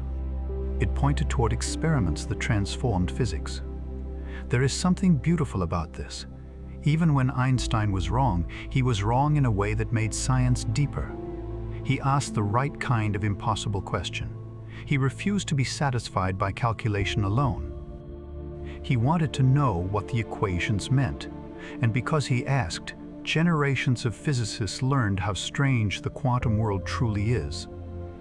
Today, entanglement is not only a philosophical mystery, it is a resource. It underlies areas of quantum information, science, including quantum communication, quantum computing, and quantum cryptography. The Nobel Committee described the 2022 laureates' work as laying foundations for a new era of quantum technology. In a strange twist, the very phenomenon Einstein found most troubling has become one of the engines of modern physics. The ghost he resisted became a tool. The puzzle became technology. The unfinished argument became a field. This is one side of Einstein's unfinished dream. The other side is gravity. General relativity is smooth. Quantum mechanics is grainy, probabilistic, and uncertain. General relativity describes spacetime as a continuous geometry. Quantum mechanics describes matter and energy in terms of discrete quanta and wave functions. Each theory is astonishingly successful in its own domain. General relativity rules the large, planets, stars, black holes, gravitational waves, the expanding universe. Quantum mechanics rules the small, atoms, molecules, nuclei, particles, light, chemistry, electronics, lasers, semiconductors. Together, they are among the two great pillars of modern physics. Einstein's own official biography site describes general relativity as one of the two pillars of modern physics alongside quantum mechanics. But the pillars do not fit together easily. In most everyday situations, this is not a problem. To understand a planet orbiting a star, quantum effects are usually negligible. To understand an electron in an atom, gravity is usually negligible. But there are places where both must matter. The center of a black hole, the earliest moments of the universe. Perhaps the smallest structure of space-time itself. In such regimes, we need a theory of quantum gravity, a theory that can bring the lessons of quantum mechanics together with the geometry of general relativity. Uniting general relativity with quantum mechanics remains one of physics' great quests. Einstein spent much of his later life searching for unification, though not in the same way modern quantum gravity researchers usually do. In the 1920s and beyond, the known fundamental fields were not the same set physicists speak of today. Einstein focused especially on trying to unify gravitation and electromagnetism within a classical field theory. The American Physical Society notes that when Einstein began work on unified field theory in the 1920s, electromagnetism and gravity were the known forces, while the modern strong and weak nuclear forces were not yet understood in the same way. Einstein wanted geometry to do more.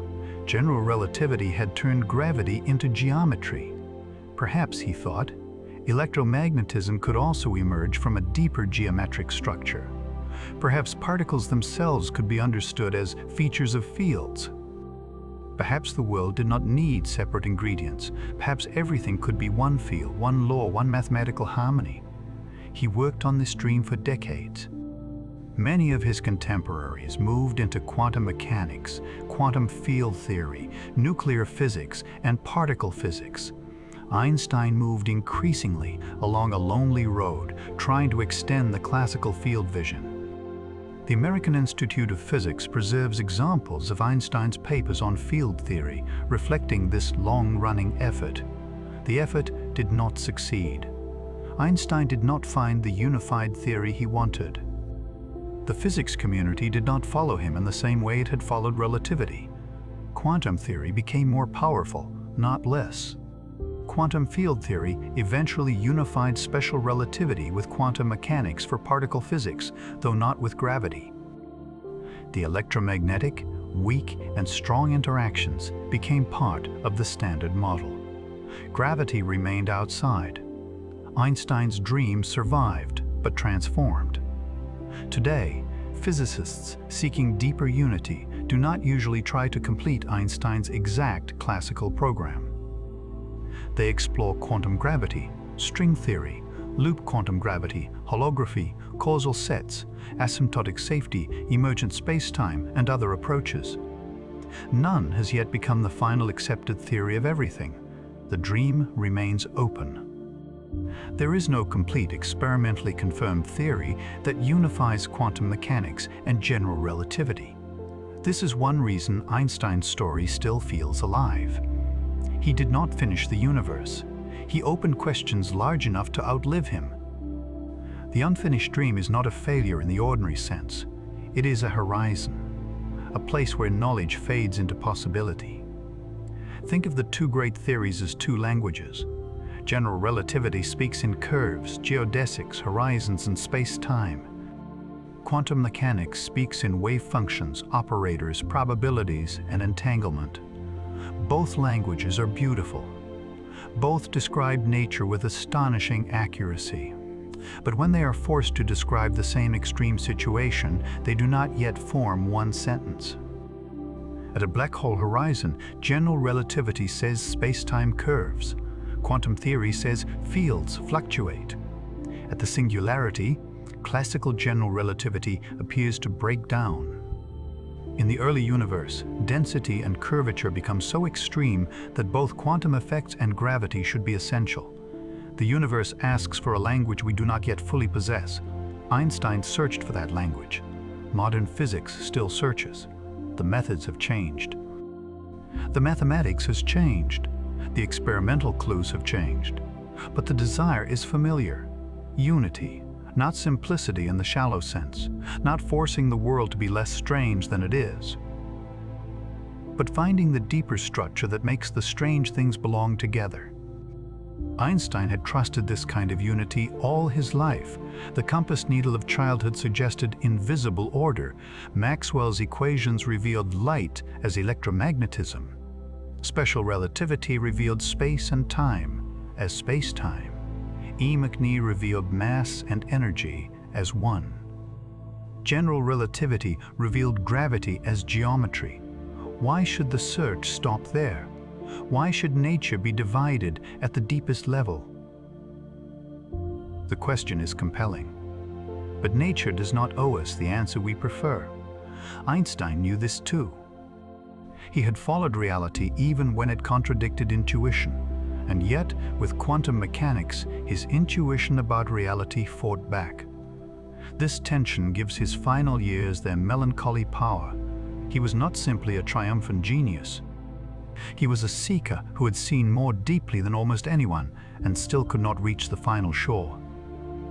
There is a quiet image of Einstein in Princeton, older now, white hair loose, walking, thinking, writing equations, corresponding with other physicists. Sometimes admired, sometimes isolated. Still pursuing the unified field, still believing that the universe had a deeper order than quantum probability seemed to allow. He died in 1955. The final theory was not found. But the search did not end. In the decades after his death, Einstein's ideas became more important, not less. General relativity, once considered mathematically elegant but remote from experiment, became essential to astrophysics and cosmology. Black holes became real astronomical objects. Gravitational waves were detected. The cosmic microwave background became a map of the early universe. The expansion of the universe became a precision science. GPS systems required relativistic corrections. Quantum theory became the foundation of modern electronics, lasers, materials, science, and information technology. Einstein's legacy split into two streams, and both streams widened. One stream carried relativity into the cosmos. The other carried quantum mechanics into matter and technology, and between them, the unfinished question remained. How do they join? There is a strange symmetry here. Einstein's greatest successes came from seeing unity where others saw separation. But his greatest unresolved struggle came from a place where unity still remains hidden. Maybe this is why he remains such a powerful figure. Not because he knew everything, but because he showed what it means to ask at the deepest level. He did not merely solve problems. He changed what counted as a problem. Before Einstein, most people did not question whether time was absolute. Before Einstein, gravity was a force. Before Einstein, mass and energy seemed distinct. Before Einstein, the universe itself was not yet fully understood as a dynamic object of physics. After Einstein, all of these things became open. The obvious became questionable. The familiar became profound. The universe became stranger, but also more intelligible. His unfinished dream invites us to continue that attitude. Do not stop at the surface. Do not worship common sense. Do not accept confusion as final. Ask what the equation means. Ask what the measurement assumes. Ask what reality must be like for the observations to make sense. Ask, again and again, whether the deepest laws can be seen from a simpler point of view. The final part of Einstein's universe is therefore not only about what he did, it is about what remains. Quantum mechanics remains astonishing. Entanglement remains mysterious, even as it becomes useful. Black holes remain laboratories of the unknown. The early universe remains partly hidden behind the limits of current theory. Dark matter and dark energy remain unresolved. Quantum gravity remains unfinished. The theory of everything, if there is such a theory, remains beyond the horizon. And yet there is no reason for despair. Physics has always lived at the boundary between knowledge and mystery. Every great theory reveals new ignorance. Newton explained the heavens, and then light and electromagnetism opened deeper questions. Maxwell unified electricity and magnetism, and then the speed of light unsettled space and time. Einstein unified space and time, then gravity and geometry, and then black holes and cosmology opened further mysteries. Quantum mechanics explained the atom, and then entanglement challenged reality itself.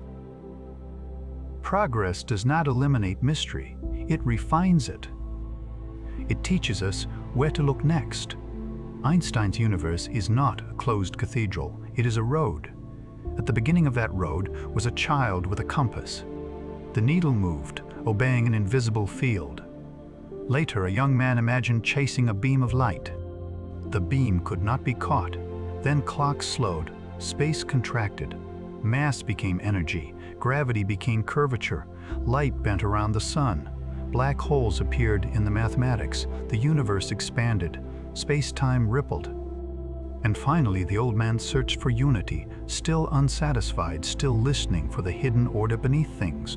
This is the arc of the documentary: wonder, light, time, gravity, darkness, quantum mystery, unfinished unity.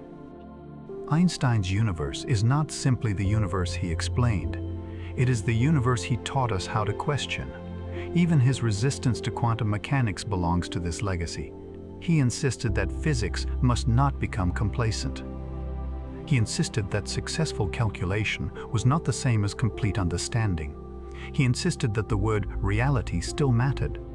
Modern physicists may not agree with Einstein's preferred answers, but they still live inside his questions. What is space-time? What is a field? What is a particle? What is measurement? What is locality? What is causality? What is time? What is the universe made of? Why does mathematics describe it so well? And can its laws be unified? These questions are not finished, they are alive. They continue in laboratories where entangled photons are measured. They continue in observatories listening for gravitational waves. They continue in particle accelerators. They continue in black hole physics. They continue in the search for dark matter. They continue in theories of quantum gravity.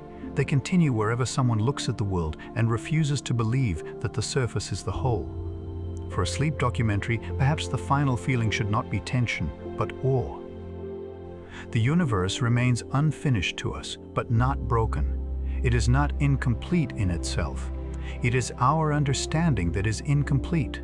The cosmos does not need our equations in order to exist. Stars burned before we named fusion. Light bent before we measured eclipses. Atoms followed quantum rules before we built laboratories. Black holes waited in the mathematics before telescopes found their shadows. Gravitational waves crossed the darkness before humans learned to hear them. The universe is patient. It lets us discover slowly. Einstein was one of the rare minds who heard a little more clearly than most, but even he heard only part of the song. That is not a weakness. It is the condition of being human in a universe this large. We wake for a moment. We look around. We find patterns. We write symbols. We test them against the stars, and then the next generation continues. The unfinished dream passes from hand to hand. Einstein's last years can seem lonely if imagined only as failure. But there is another way to see them. He remained faithful to wonder. He did not stop asking. He did not decide that fame was enough. He did not retire into his own legend. He kept searching for the deeper unity, even when the path was uncertain. That kind of searching is itself part of science. Not every search ends with an equation that works. But the willingness to search shapes the future. Today, when physicists ask whether space-time may emerge from entanglement, whether black hole information is preserved, whether gravity can be quantized, whether the cosmological constant is vacuum energy or something deeper, they are still moving through the landscape Einstein helped reveal. They are beyond him, but not separate from him. His universe became the ground on which later mysteries stand. The final image, then, is not Einstein as a marble statue. It is Einstein as a listener to the hidden world, a listener to light, a listener to falling, a listener to equations, a listener to the silence between what is known and what is not. Imagine for a moment the whole journey at once. A compass needle turns in a child's hand. A beam of light races through a teenager's imagination. A clock on a moving ship slows. A ruler contracts along its path. A small amount of mass becomes the energy of stars. A falling elevator floats in weightlessness. The sun curves space-time. Starlight bends during an eclipse. Mercury's orbit whispers a correction. A black hole closes its horizon. Two black holes merge and space-time rings. The universe expands from a hot, dense beginning. Ancient light cools into microwaves. Distant galaxies accelerate away. Two entangled particles behave as one system across distance. A physicist writes that God does not play dice. Experiments answer in probabilities. And still the search continues. This is Einstein's universe, not a universe made simple, a universe made deeper. A universe where time is personal, space is dynamic, gravity is geometry, light is a limit, matter is energy, and reality at small scales resists every ordinary picture. A universe where the greatest equations do not end mystery. They reveal better mysteries. And perhaps that is the final comfort. The universe is not exhausted. There are still questions worthy of wonder. There are still hidden laws, or hidden structures, or hidden meanings waiting behind the ordinary world. A clock ticking in a room, a ray of light on a wall, a star in the night sky, an atom vibrating silently, a galaxy moving away. Each one belongs to the same vast story.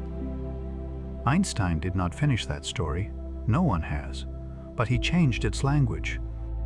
He showed that the universe is more subtle than the senses, more mathematical than intuition, and more unified than appearances suggest. And in the end, the unfinished dream may be the most honest ending of all. Because the deepest science does not close the door, it opens it. Beyond relativity, beyond quantum mechanics, beyond black holes and entanglement, beyond every current theory, there is still the quiet possibility of a deeper order. Einstein believed in that order. He searched for it until the end. And whether or not the final theory looks anything like what he imagined, the search itself remains one of his greatest gifts. The universe is still speaking. Through light, through gravity, through probability, through geometry, through darkness, through the tiny and the immense. And somewhere inside that vast, unfinished music, Einstein's questions continue to echo.